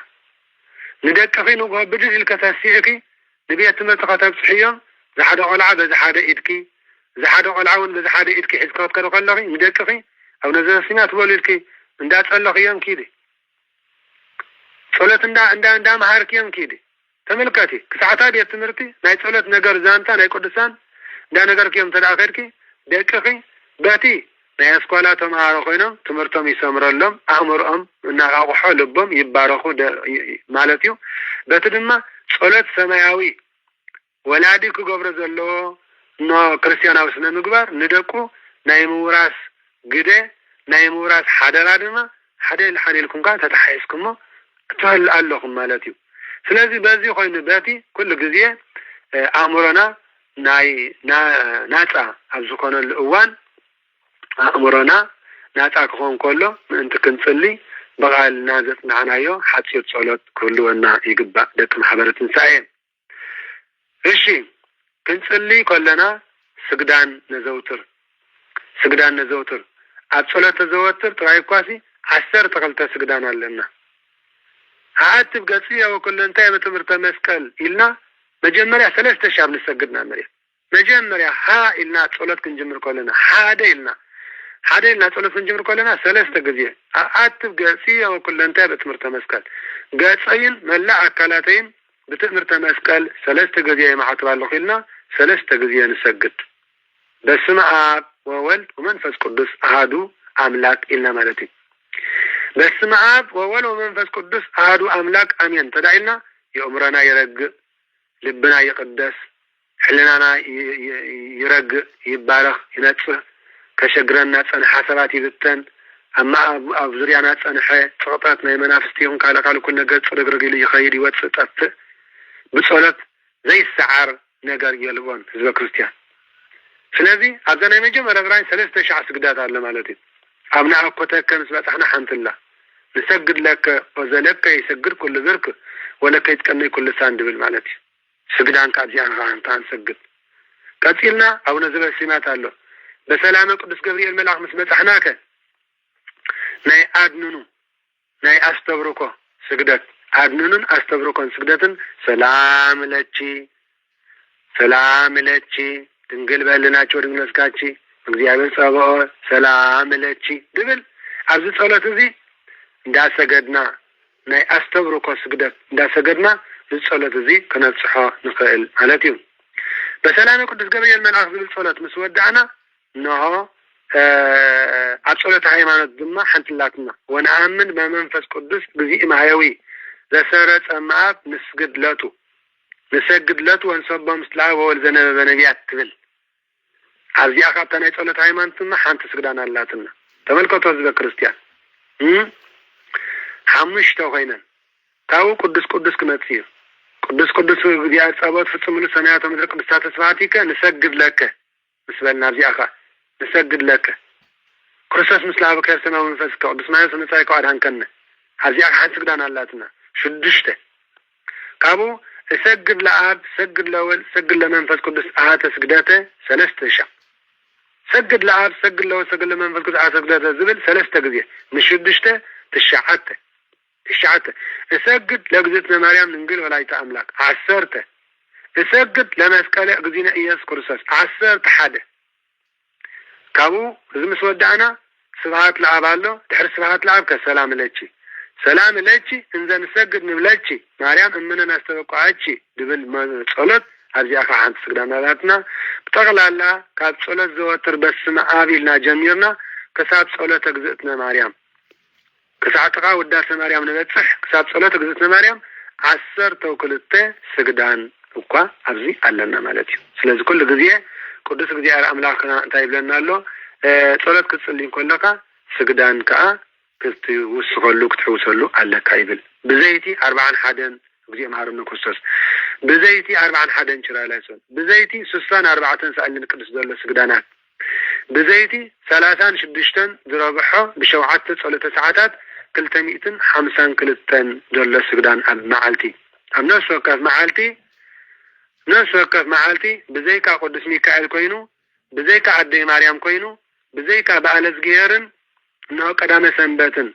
انت زي كوينو قال معالتو كل جزية 36 ذرابحه بشوعات صلت ساعات 350 سجدان بنفس وقف على هاجر سبيكون كتما زنبر أوتيستا يكون ميكانيك يكون فلنيام يكون فاقرد سريع يكون نداقا يكون عير ولد يكون تملكت الزبكرسيان شكاتا يكون نقادا يكون نداقا يكون سبيت تكون سبعا يكون أبدوكان دوعل يكون محرس دوعل يكون أبجردين دوعل يكون أبزوعنا نوعل عبيت صحفة دوعل يكون أبزوعنا نوعل ممهرناي هايمانوت يكون ممهرناي سدا يكون بزي قدس 36 ذرابحه بشوعات 3 ساعات 352 سجدان أمناس وكف معالتي كم زلوانا كنفلتن كنستوعلن يكبعنا يما زي ما عادنا زقصصنان زي استمهرنان لعلو زي أملاك كبرن مسكانان أملكون وداسيان سبعات سجداتن يتحيو لهم معانتي أبزك أكلنا أيو أبكال معالتي كنقصلينا تقدس كالك زي أملاك سلا كل نجار مدينة عالم كبر مسكانا يكوننا آمين وسبعات لك زي أبير حماماتنا ينحرلنا مدينة عالم أسراتنا يفتح لنا زي أبير زقشوا من قدمنا عنا إن هذا عرفوا أفهم عبران فأياكم أم من قصة سمياتي وارسلنا آمين فلتنا بدفرات كيف لتنا بسحتت زقبرنا حاتيات سنتنا أملاقنا يسكرسوس يقرأ يباللنا زقود لن زنتفن بقى فيتقعن ملاقتي يا أبير يعرملنا يملألنا آمين يا مارن آمين سلتي قدس قالو سماوي እግዚአብሔር አምላክና ዝኸበረን ዝተመስገነን ይኹን كبران عين تجزيار أبوتات كهنات لأيكان مستر حواد دياقونات أبوتات أديتات مناسيات الصانات بنايجيتانا أملاحنا مدحنا إيس كرسوس فتصم سلام عبز الزلنية سلام جزيار أملاح مسكولاتنا دكي محبرات سعيخون زمعادنا نزقصصنان لولو بحري جزيار أملاحنا دما كبري مسكانا يخوننا آمين سلازي أسافيح زقوانا قدس قال جزيار أملاح تمايرنا إنا كبران حزب كريستيان إذا استمرنا قدس قال أملاك أن حتياتنا مدمسسي نيوتنا مقدسي نسقانا نفسنا فوسي نمنقص سميات كأمورسي يقبر لنا آمين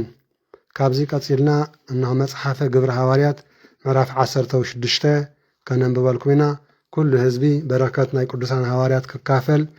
ناي قدسان حواريات تأمر ناي قدسان حواريات سرح ناي قدسان حواريات تلقو كساتف كل حزبنا إذا قال أملاك شر تقبركم وكل خاتكم صبغيو سلازي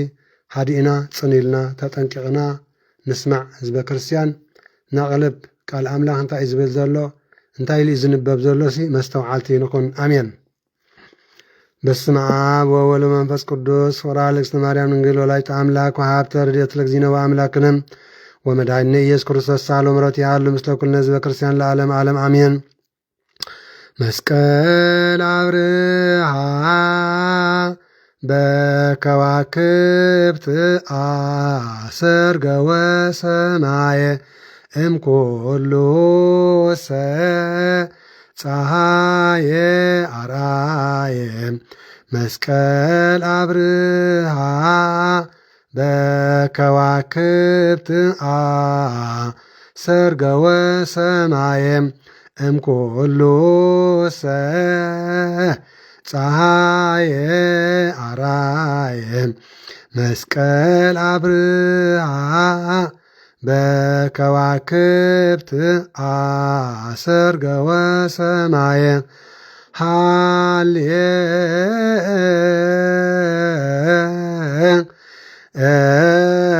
ሃሌሉያ እመቦም ብእሲ ምእመናን ዞቦአ ቤተ ክርስቲያን በጊዜ ቅዳሴ ዘይሰምዓ መጻሕፍተ ቅዱሳት ወይተአገሰ እስከ ይፈጽሙ ጸሎተ ወቅዳሴ ወይተመጠወ እምቁርባን ይሰደድ መቤተ ክርስቲያን እስመ አማሰነ ሕገ እግዚአብሔር ዋስተሃቀረ ቁሞተ ቅድመ ንጉሥ ሰማያዊ ንጉሠ ሥጋ ወመንፈስ ከመዝ መሃሮነ ሐዋርያት በአብጥሊሶሙ ከመዝ መሃሮነ ሐዋርያት በአብጥሊሶሙ ከመዝ መሃሮነ ሐዋርያት በአብጥሊሶሙ አንቲ ውእቱ መሶበ ወርቅ ንጹሕ እንተ ውስቴታ መናው ህብእ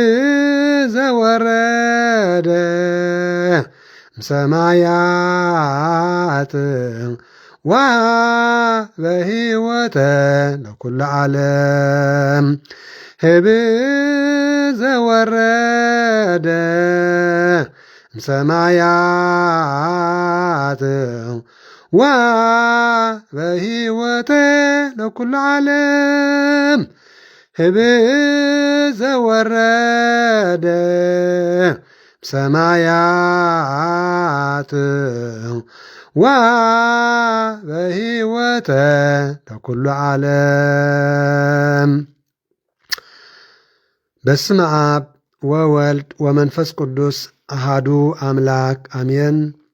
መጽሓፈ ግብረ ሐዋርያት ምዕራፍ 16 ናይ ቅዱሳን ሐዋርያት ተኣምር፣ ናይ ቅዱሳን ሐዋርያት ገድሊ፣ ናይ ቅዱሳን ሐዋርያት ስራሕ፣ ናይ ቅዱሳን ሐዋርያት ተልእኾ። እግዚአብሔር አምላኽና ስለቲ ቅዱስ ቃሉ ዝኸበረን ዝተመስገነን ይኹን። ናይ ጎይታናን አምላኽና መድሓናን ኢየሱስ ክርስቶስ ደቀ መዛሙርቱ ካብ ዝኾኑ ካብ 12 ቅዱሳን ሐዋርያትን 72 ቅዱሳን አርድእትን 36 ቅዱሳን አንስትን ዝተለኣከ ንህይወት፣ ንሰላም፣ ንፍቕሪ፣ ንበረከት፣ ንምሕረት ይግበረልና አሜን። ግብረ ሐዋርያት ምዕራፍ 16 በስመ አብ ወወልድ ወመንፈስ ቅዱስ አሃዱ አምላክ አሜን። ጢሞቴዎስ ምስ ሐዋርያ ቅዱስ ጳውሎስን ምስ ሲላስን ከም ዝኸደ ካብኡ ሐዋርያ ቅዱስ ጳውሎስ ኣብ ደርቤንን ኣብ ልትስጥራን በጽሐ። ካብኡ ከዓ ካብ ሓንቲ ኣይሁዳዊት ኣማኒት ሰበይትን ካብ ሓደ ግሪኻዊ ሰብኣይን ዝተወልደ ጢሞቴዎስ ዝበሃል ወደ መዝሙር ነበረ። ንሱ በቶም ኣብ ልስጥራንን ኣብ ኢቆንዮንን ዝነበሩ ኣሕዋት ጽቡቕ ምስክርነት ነበሮ። ጽቡቕ ምስክርነት ህዝበ ክርስቲያን ኣብ እንዳ ጥምቀት ትራኸቡ እዮም ሓቀይዶ? ብዛዕባ ማሕበር ትንሣኤ ትሕዝቶን መደባታን እንታይ ትምስክሩ? ደቂ ማሕበር ትንሣኤ ኣብ መርዓ ንሓድሕድኩም ትራኸቡ ኢኹም። ብዛዕባ ማሕበር ትንሣኤ እንታይ ኢልኩም ኢኹም ትምስክሩ? እንታይ ኢልኩም ተዘንቱ? ደቂ ማሕበር ትንሣኤ ኣብ እንዳ ሓዘን ትራኸቡ ኢኹም። ብዛዕባ ማሕበር ትንሣኤ እንታይ ኢልኩም ትምስክሩ? እንታይ ኢልኩም ኢኹም ተዘንቱ? ደቂ ማሕበር ትንሣኤ ኣብ ማሕበር መተዓበይቲ ትራኸቡ ኢኹም። ብዛዕባ ማሕበር ትንሣኤ እንታይ ኢልኩም ኢኹም ተዘንቱ? ኣተን ዕቁብ ዘለከን ኣዴታት፣ ኣተን ዕቁብ ዘለከን ደቂ ኣንስትዮ ኣብቲ ናይ ዕቁብክን መዓልቲ ክትራኸባ ከለኽን ብዛዕባ ማሕበር ትንሣኤ ዝመጻክን ወረ ብዛዕባ ማሕበር ትንሣኤ ዘጓንፈክን ዘረባ እንታይ ኢልክን ኢኹም ትምልሳ? በቲ ሰዓት መልስኹም እንታይ እዩ? መልስኽን እንታይ እዩ? ኣብ መርዓ ክትራኸቡ ከለኹም ኣብ ቤተ ክርስቲያን ኣውደ ዓመት ዓመታዊ ንግደት ኮይኑ ክትራኸቡ ከለኹም ኣብ ናይ ሃገር በዓላት ኮይኑ ክትራኸቡ ከለኹም ብዛዕባ ማሕበር ትንሣኤ ዝለዓል ሕቶታት ዝለዓል ዘረባ እንታይ ይመልስኹም? ህዝበ ክርስቲያን ጢሞቴዎስ ረይዎ ካብኡ ሐዋርያ ቅዱስ ጳውሎስ ኣብ ደርቤንን ኣብ ልትስጥራን በጽሐ። ኣብኡ ከዓ ካብ ሓንቲ ኣይሁዳዊት ኣማኒት ሰበይትን ካብ ሓደ ግሪካዊ ሰብኣይን ዝተወልደ ጢሞቴዎስ ዝበሃል ወደ መዝሙር ነበረ። ንሱ ማለት ጢሞቴዎስ በቶም ኣብ ልትስጥራን ኣብ ኢቆንያን ዝነበሩ ኣሕዋት ጽቡቕ ምስክርነት ነበሮ። ሐዋርያ ቅዱስ ጳውሎስ ከዓ ንጢሞቴዎስ ምስኡ ክወስዶ ደለየ። ነዚ ጽቡቕ ምስክርነት ዘለዎ ጽቡቕ ጠባይ፣ ጽቡቕ ግብሪ፣ ጽቡቕ ስነ ምግባር፣ ጽቡቕ ኣካይዳ ዘለዎ ጢሞቴዎስ ሐዋርያ ቅዱስ ጳውሎስ ምስኡ ክወስዶ ደለየ። ኣቦኡ ግሪካዊ ምዃኑ ኩላቶም ይፈልጡ ስለ ዝነበሩ ምእንቲ እቶም ኣብተን ዓድታት እቲኣተን ዝነብሩ ኣይሁድ ከዓ ገዘሮ። ኣብዘ ዝኣተዋ ከተማ ከዓ ነቲ ሐዋርያትን ቅዱሳን ሐዋርያት መራሕቲ ቤተ ክርስቲያንን ኣብ ኢየሩሳሌም ዝሓገገሎም ሕጋጋት ክሕልውዎ ሃብዎም። እተን ኣብያተ ክርስቲያን ከዓ ብእምነት ጸንዓ። ብምንታይ ብእምነት ጸንዓ? ትጸንዑ ኣለኹም ዶ? ትነፍዑ ኣለኹም ዶ? ትብርትዑ ኣለኹም ዲኹም? ቃል ኣምላኽ መዓልታዊ መጽሓፈ ስንክሳር ሰሚዕኹም ሰሚዕኽን ለውጢ ተምጽኡ ኣለኹም ዲኹም? ትሕትና ንገብር ኣለና ኢና እግዚኣብሔር ምስጋና ብጽሓዮ። እተን ኣብያተ ክርስቲያን ከዓ ብእምነት ጸንዓ፣ ቁጽረን ድማ ኣብ ተጽባሕ ይውስኽ ነበረ። እግዚኣብሔር ኣምላኽና ክብሪ ምስጋና ይብጽሓዮ። ሐዋርያ ቅዱስ ጳውሎስ ናብ መቄዶንያ ከም ዝተጸውዐ ሐዋርያ ቅዱስ ጳውሎስን ብጾትን ኣብ ኤስያ ነቲ ቃል ከይነግሩ መንፈስ ቅዱስ ምስ ከልከሎም ብሃገር ፍርግያን ገላትያን ሓለፉ። ሓደ ሓደ እዋን እውን እግዚኣብሔር ኣምላኽ ዋላ ንሕና ክንምህር ክንከይድ ክንደሊ ከለና ሓንሳብ ጽናሕ ይብል እዩ እግዚኣብሔር፣ ግዜኡ ኣይኣኸለን ይብል እዩ እግዚኣብሔር። ተመልከቱ ህዝበ ክርስቲያን እዋን እግዚኣብሔር ኣምላኽ እውን ሓደ ሓደ እዋን መንገዲ ይኽልክለካ እዩ። እቲ ህዝቢ ብጣዕሚ ልቡ ኣትሪሩ እንተደኣ ሃልዩ ኮይኑ ህዝቢ ብጣዕሚ ልቡ ኣትሪሩ እንተደኣ ሃልዩ ኮይኑ ንእግዚኣብሔር ኣምላኽ ደስተ የብል ንእግዚኣብሔር ኣምላኽ ዘይሕጉስ ስነ ምግባራት ይፍጽም እንድሕር ሃልዩ ኮይኑ እቲ ሉልኩም እቲ ብሩርኩም እቲ ወርቅኹም ንኽላባት ሕሊፍኩም ኣይተሃቡ ዝብል ምዕራፍ መጽሓፍ ቅዱስ ስለ ዘሎ ሓደ ሓደ እዋን ንቅዱሳን ናብቲ ዘይተቐደሰ ህዝቢ ክኸዱ ክሓስቡ ከለዉ ሰዓትን ግዜን መዓልትን ስለ ዘይኣኸለ ይኽልክሎም ማለት እዩ እግዚኣብሔር ኣምላኽና። ተመልከቱ ህዝበ ክርስቲያን ሐዋርያ ቅዱስ ጳውሎስን ብጾትን ኣብ ኤስያ ነቲ ቃል ከይነግሩ መንፈስ ቅዱስ ምስ ከልከሎም ብሃገር ፍርግያን ገላትያን ሓለፉ። ኣብ ሚስያ ምስ በጽሑ ናብ ቢታንያ ክኸዱ ፈተኑ።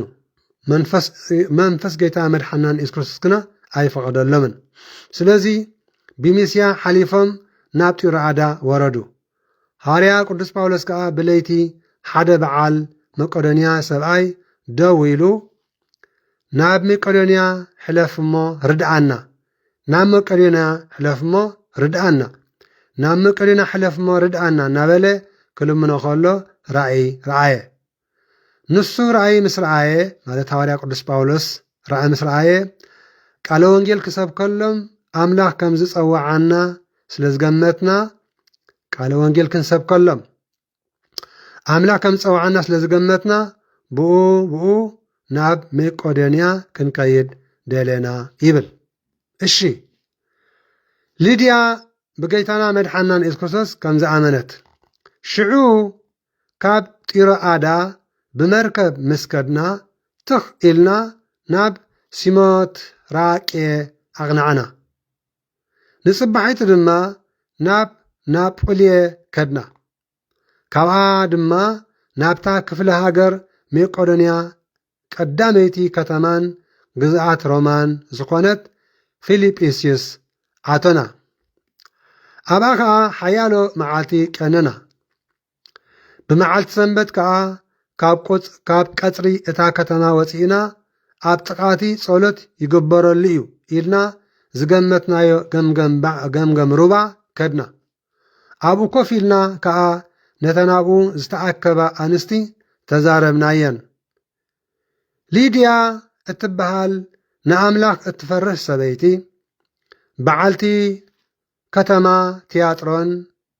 ሸያጢት ቀይሕ ሓሪ ድማ ተሰምዕ ነበረት። እንታይ ትገብር ነበረት? ተሰምዕ ነበረት። ንምስማዕ ዕድለኛ ዲኺ? ንምስማዕ ተዓዲልክ ደለኺ ኢኺ? ንምስማዕ ተዓዲልካ ደለኻ ኢኻ? እዚ ዘንብቦ ዘለኹ ቃል ሕጂ ጉባኤ ምስ ወዳእና በብሓደ እንተዝሓተኩም ከክንደ ኢኹም ክትሕዙ ትኽእሉ? በብሓደ እንተዝሓተክን እንተዝጥይቐክን ከክንደ ኢኹም ክትሕዛ ትኽእላ? ኣታ ተሰምዕ ኣለኻ ዲኻ? ተሰምዕ ኣለኻ ዲኺ? ናይ ብሓቂ ድዩ? እግዚኣብሔር እኮ ይርኢ ደሎ። እግዚኣብሔር ኣምላክ እኮ ይርእየና ኣሎ። ሕራይ እሺ እምበኣር እዚ ቅዱስ ቃል እግዚኣብሔር እዚ እዩ ዝብል ዘሎ ብመዓልቲ ሰንበት ከዓ ካብ ቀጽርታ ከተማ ወፂእና ኣብ ጥቓቲ ጸሎት ይግበረሉ እዩ ኢልና ዝገመትናዮ ገምገም ሩባ ከድና ኣብኡ ኮፍ ኢልና ከዓ ነተናብኡ ዝተኣከባ ኣንስቲ ተዛረብናየን። ሊድያ ትበሃል ንኣምላኽ ትፈርህ ሰበይቲ በዓልቲ ከተማ ቲያጥሮን ሸያጢት ቀይሕ ሓሪ ድማ ተሰምዕ ነበረት። ናብቲ ሐዋርያ ቅዱስ ጳውሎስ ዝብሎ ዝነበረ ከተድህብ ከዓ ጐይታናን ኣምላኽናን መድሓኒናን ኢየሱስ ክርስቶስ ልባ ከፈተላ። ኣምላኽ ልብና ይክፈቶ። እግዚኣብሔር ልብኹም ይክፈተልኩም። ኣምላኽ ልበይ ይክፈተለይ። እግዚኣብሔር ልብኻ ይክፈተልካ። መድሃኒ ዓለም ልብኺ ይክፈተልኪ። ናይ ብሓቂ ነሆ በዓልቲ ከተማ ቲያጥሮን ሊድያ እዛን ኣምላኽ ትፈርህ ሰበይቲ ሸያጢት ቀይሕ ሓሪ ድማ ትሰምዕ ነበረት። በዓል ሐዋርያ ቅዱስ ጳውሎስ ሰበኾ ስብከት ትሰምዕ ነበረት። ናብቲ ሐዋርያ ቅዱስ ጳውሎስ ዝብሎ ዝነበረ ከተድህብ ከዓ ጐይታ ልባ ከፈተላ። ልበይ ክፈቶ ነዚዩና ኮ ንብል ቃልካ እንክንገር ክሰምዕ ጐይታ የበጀኻ ንብል መዝሙር እዚ እዩ። ቃልካ እንክንገር ክሰምዕ ቃልካ እንክንገር ክሰምዕ ጐይታዬ በጃኻ ቃልካ እንክንገር ክሰምዕ ጐይታዬ በጃኻ ልበይ ክፈቶ ልበይ ክፈቶ ልበይ ክፈቶ ልበይ ክፈቶ ልቢ ልድያ ከም ዝኸፈትካዮ ልበይ ክፈቶ ልበይ ክፈቶ ልበይ ክፈቶ ልበይ ክፈቶ ልቢ ልድያ ከም ዝኸፈትካዮ። ስለዚ ብመዓልቲ ሰንበት ከዓ ካብ ቀጽርታ ከተማ ወፂእና ኣብ ጥቓቲ ጸሎት ዝግበረሉ እዩ ኢልና ዝገመትናዮ ገምገም ሩባ ከድና ኣብኡ ኮፍ ኢልና ከዓ ነተናብኡ ዝተኣከባ ኣንስቲ ተዛረብናየን። ሊድያ ትበሃል ንኣምላኽ ትፈርህ ሰበይቲ እዚ ትዕድልቲ እዚ ተመነዮ ኢኽን ናይ ሎሚ ደለኽን ኣዴታትና إذا تعدل تزي تمنيئو نايلو مزلخن مرعوت إذا تعدل تزي تمنيئو نايلو مزلخن سب حدار إذا تعدل تزي تمنيئو كلخن دك آنستيو منفس ناي لديا لآخر لي بلا منفس ناي لديا ناباي لعكو بلا لديا تبهال نعملاك تفرح سبيتي بعالت كتمات ياترن شيات يتقيح حرد ما تسمع نبرت نابت حوالي قدس باولوس زبلوز نبره كتدب كعا قويتانان أملحنان مدحنان إيس كوستوس لبا كفتلا ليديا مستدرا بيتا مستتأمكت كعا كم أمانيت قويتانا مدحنان إيس كوستوس كم أمانيت مدهاني عالم كم أمانيت سلاسيه انت دعا تقبلكمني كوينكم سي نابيتي آتيكم تقمطوا إلى لمنتنا قدون بلتنا يبل نابيتي ذكر كتقبر نايز دحانت نايز تبارغت نايز تقدست نايز تفوست اقرأ قدسان كتحاتسب أقايش كتقبل كما ابن أبراهام نأقا أستعلم سلاسيه بحدنت سلستنتن أبيت خمس تقبلهم ليديا دما أقايش تقبلا كتبارخ كتصدق بيتا برخت كمال الله ناب بيتا يتوت بالله نساد ما مسدرا بيتا مستتنقت كم أمانيت قويتانان أملحنان مدحنان إياس كريستوس انت دعا تقبلكمني كوينكم سي ناب بيتا آتيكم تقمطوا إلى لمنتنا قدون بلتنا إيبل تمركز بكسيان هو لومي أنا نسخاتكم مداني عالم كوين ديو بعلز غير كوين ديو قدس ميكائيل كوين ديو عدي مريم كوين ديو سلاسيه كوين ديو وي بحثي كوين ديو ابطقانا تدعى اليوم زبلص ابوتاتنا كهنات كنصوع يغبانا ابطقانا تزازيها اليوم دقنا دياقونات لو مسبحتي دياقون حوي غزيه لو كارخون نعمسانا بغزا صلوت نغبر لما عنتسي بعلز غيريو غزين تراهليكا دياقون ودنا نعمص بلنا بحنسخنا وداسي مريم زخندغم لو مس غزيه تليكا دياقون ودنا ادي مريم ينيرو قدس ميكائيل ويمكا أبا غير منفس قدس انداتا بهالنا كل غزيه بتحاده حبيرنا نصلي بتحاده دما فقرنا نغلص فقري ساعتكم كابدقهم كم بعال تيموثيوس زخونو دياقونات كم بعال استيفانوس زخون دياقونات بركات بأمغر أملاك يلوخالكم اسقاتكم كبران ولدون دقهم سلازخون دياقونات تسفات هبوام الجخا نفع صبق كاب قبرة ديقونا ناب قبرة كانت يبصحكا يساقاقر كان دابلكم تسفى مالتي حزب كريستيان نايم قراب بهاري أزوترو نايم قراب بهاري أرئيو مسؤول دا كانت مساب تقاهم زركبو أبوتات كهانات صوعنا ما يمتصنانيم دويلنا لما يلعنانا من دابلكا أم مخنيت مودع طراي زي كونه أم مخنيات مودع طراي زي كونه سي እግዚአብሔር ከምዝ ልእኸልና ጌርና ንጸሊ እግዚአብሔር ነቦታትና ካህናት ንገዘና መጽዮም ክባርኹልናን ከስተምሩናን እግዚአብሔር አምላክ ከምዝ ልእኸልና ጌርና እቲ ጸሎትና ስንጸሊ ወጸሎትና ሲ አምላክ ሰምዖ ጌርና ንጸሊ ክንልምን ኮለና እግዚአብሔር አምላክ ከምዝ ሰምዓና ጌርና ንጸሊ ህዝበ ክርስቲያን እግዚአብሔር ደቅና ዲያቆናት ክንጽውዕም ኮለና ምጽኢ ኢሎም ምሳና ድርሳነ ሚካኤል ድዩ ድርሳነ ገብርኤል ድዩ ድርሳነ ሩፋኤል زخونه ملك نعيلته سيف السلاسيه ديو مسنه غلغوتا ديو ابصح بيلم او نزب السميات مسانا يلم سجدان مسانا سجيدم كل نجار بيتنا كبارخ بيتنا قدس حزب كريستيان ازمتان كوون سي اتا كنصلو كلنا سي እግዚአብሔር مرحت ሃይማኖት ናብ ገዛና ናብ ቤትና ከምዝል እከልና ገርና ንጸሊ ምኽንያት ጥራይ አይንደርድር ሰብ ምኽንያት ጥራይ አይንኹን ህዝብ ክርስቲያን ስለዚህ ليديا انت اتبر دلا نسا مستدرا بيتا مستطنقت كم امانيت قويتا انت دعا تقبلكمني كينكم سي ناب بيتا اتيكم تقمطوا الى لمنتنا قدون بلتنا يبل مالتي زيات مسكن يكون تملكوا سبكسيا حزب كريستيان هو مخنياتو دياقون نغزاهم نحد امطيو زحاتكم حتاتات علي معاسي تصليو كبلكم هنا يقدن دياقون ناب غزاهم نحد امطيو ناي صلت بيت علىكم دو كبلكم يو دياقون نغزاهم نحد امطيو ناي صلت بيتكم دا بين دهم غركم مزلهم መጸለይ ስእሊ ቅዱሳን ከ ኣለኩም ዲሉ ክሓተኩም እዩ ዲያቆን ናብ ገዛኹም ንሕዳ መፅዩ ህዝበ ክርስቲያን ስግዳን እንታይ እንዳበልኩም ትሰግዱ ኢሉ ክሓተኩም እዩ ሪኢኹም ስለዚ እግዚአብሔር አምላክ በመገዲ ዲያቆን ገይሩ ንገዛኹም ሳንሱር ይገብሮ እግዚአብሔር አምላክ በመገዲ አበይ ቀሺ ካህን አባትና ህብሰም ገይሩ ንገዛኹም ሳንሱር ይገብሮ ማለት እዩ እታ ገዛሲ ክርስቲያን ገዛ ድያ እዞም ሰብ ሓዳር እዚኦምሲ ክርስቲያን ሰብ ሓዳር ድዮም እወኒ ነገር አምልኾም ከመይ ኣሎ ቀዳመ ሰንበት ጥራይ ድዮም ጻዕዳ ክዳን ተኸዲኖም ንቤተክርስቲያን ዝመፁ ወይሲ ሰኔ ሰሉሱ ናብ ገዝኦም ስሩዕ ናይ ጸሎት ስነ ስርዓት ኣለዎም እዩ ህዝበ ክርስቲያን ቀዳመ ሰንበት ደቀን ከቐብላ ደቀን ቅዱስ ቁርባን ከውህባ ደቀን ከቐብላ ጥራይ ድየን ክዳውን ተኸዳዲኖም ዘብዘብ እንዳበላ ዝመጻሲ ወይሲ ሶኒ ሶሉስ ረቡዕ ሐሙስ ዓርቢ ከአብ ገዝአን ግቡእ ናይ ጸሎት ስፍራ ኣለወን እዩ አምልኾስ ትገልጹ ዲኹም ኣብ ገዛኹም አምልኾ እግዚአብሔር ትገልጹ ዲኹም ኣብ ገዛኹም ህዝበ ክርስቲያን ገዛኹም ገዛ አምላክ ድዩ ገዛ ስላሴ ድዩ አደይ ማርያም ክትቅመጠሉ ይሕጉሳ ድዩ ቅዱሳን መላእክቲ ናብ ቤትኩም ንኸኣቱ ምችኣት ድዮም መዝሙር ዲኹም ትውልዑ ደርፊ መንፈሳዊ ፊልምታት ዲኹም ተርእዩ ዓለማዊ ፊልምታት መንፈሳዊ ቃል እግዚአብሔር አምላክ ዲኹም ትሰምዑ ወይ ከዓ ሰበር ዜና ናይ ዓለም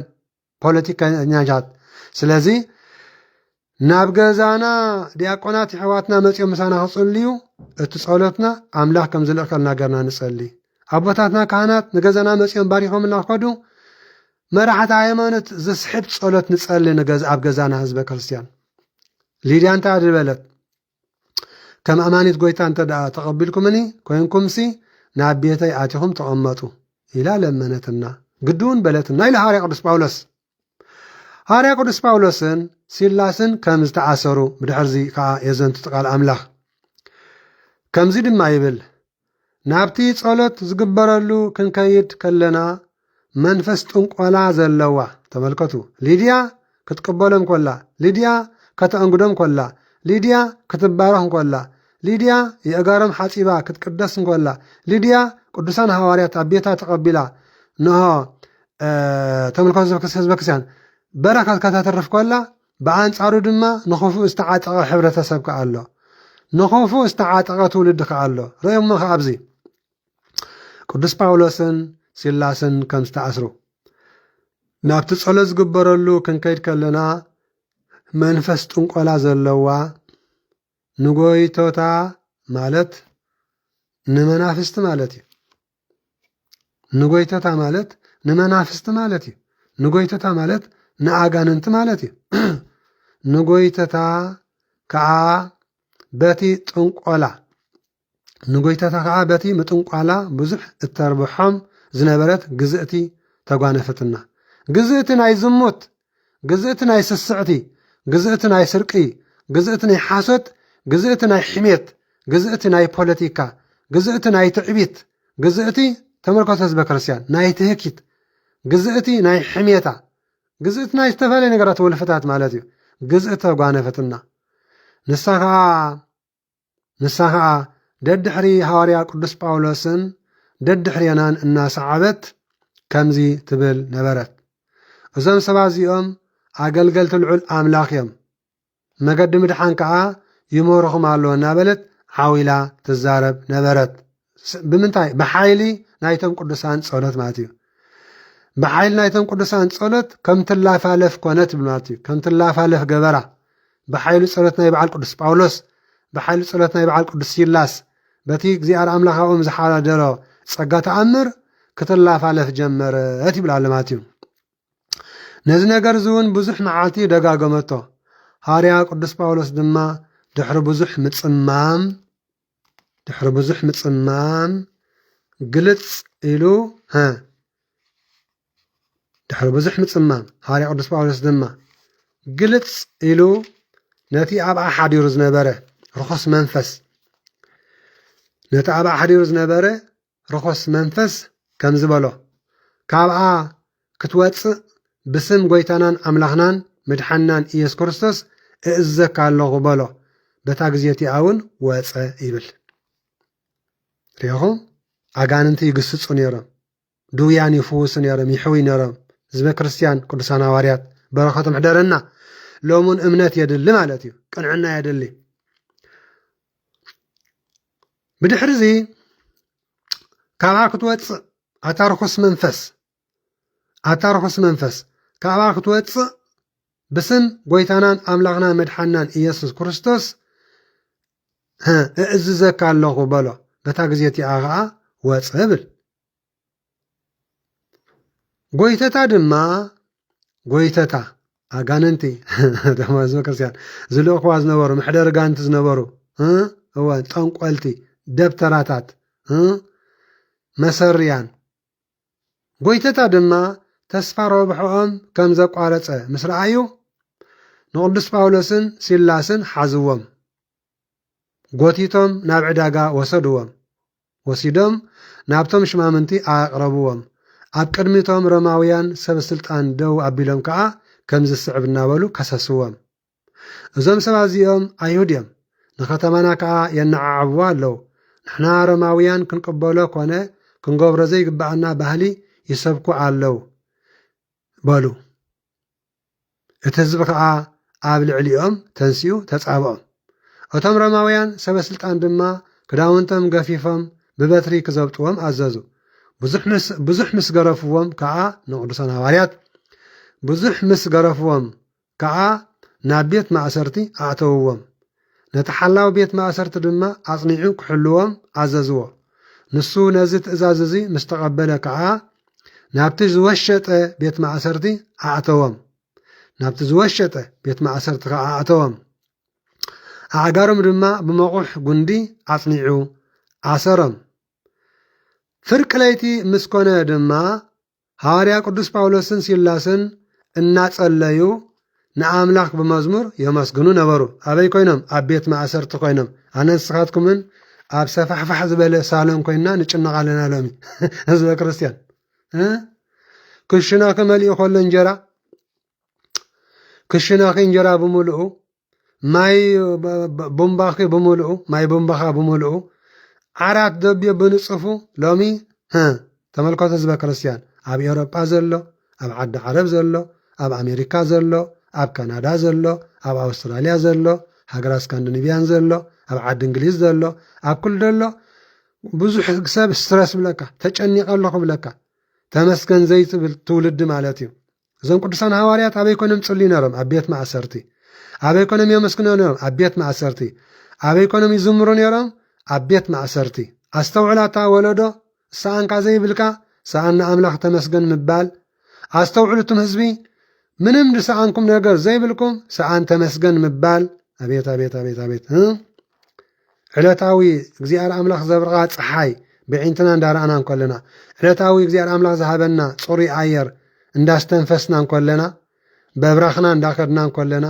ሰለስተ ግዜ ኣብ መዓልቲ ግቡእ መግቢ ተዳሊልና እንከሎ ናይ ስጋናን ናይ ነፍስናን ቅዳሴና ከምድላይና እንዳረኸብና እንከለና ዘይነመስግን ሕብረተሰብ ኣዚና ብዙሓት ኢና ማለት እዩ ካብ ቅዱሳን ሐዋርያት እንታይ ትመሃሩ ወሐዋርያት እኮ ወለድና እኮ እዮም ሓንቶይ እንታይ ኢልና ነርና በከመ መሃሩነ ሐዋርያት ብኣብጥል ይሰሙ መሃሩነ ሐዋርያት ብኣብጥል ይሰሙ ከመዝ መሃሩነ ሐዋርያት ብኣብጥል ይሰሙ ኢልና ነርና ዓንተ ወይ ዮም ህዝበ ክርስቲያን እዚኦም ዘስተምህሩና ማለት እዩ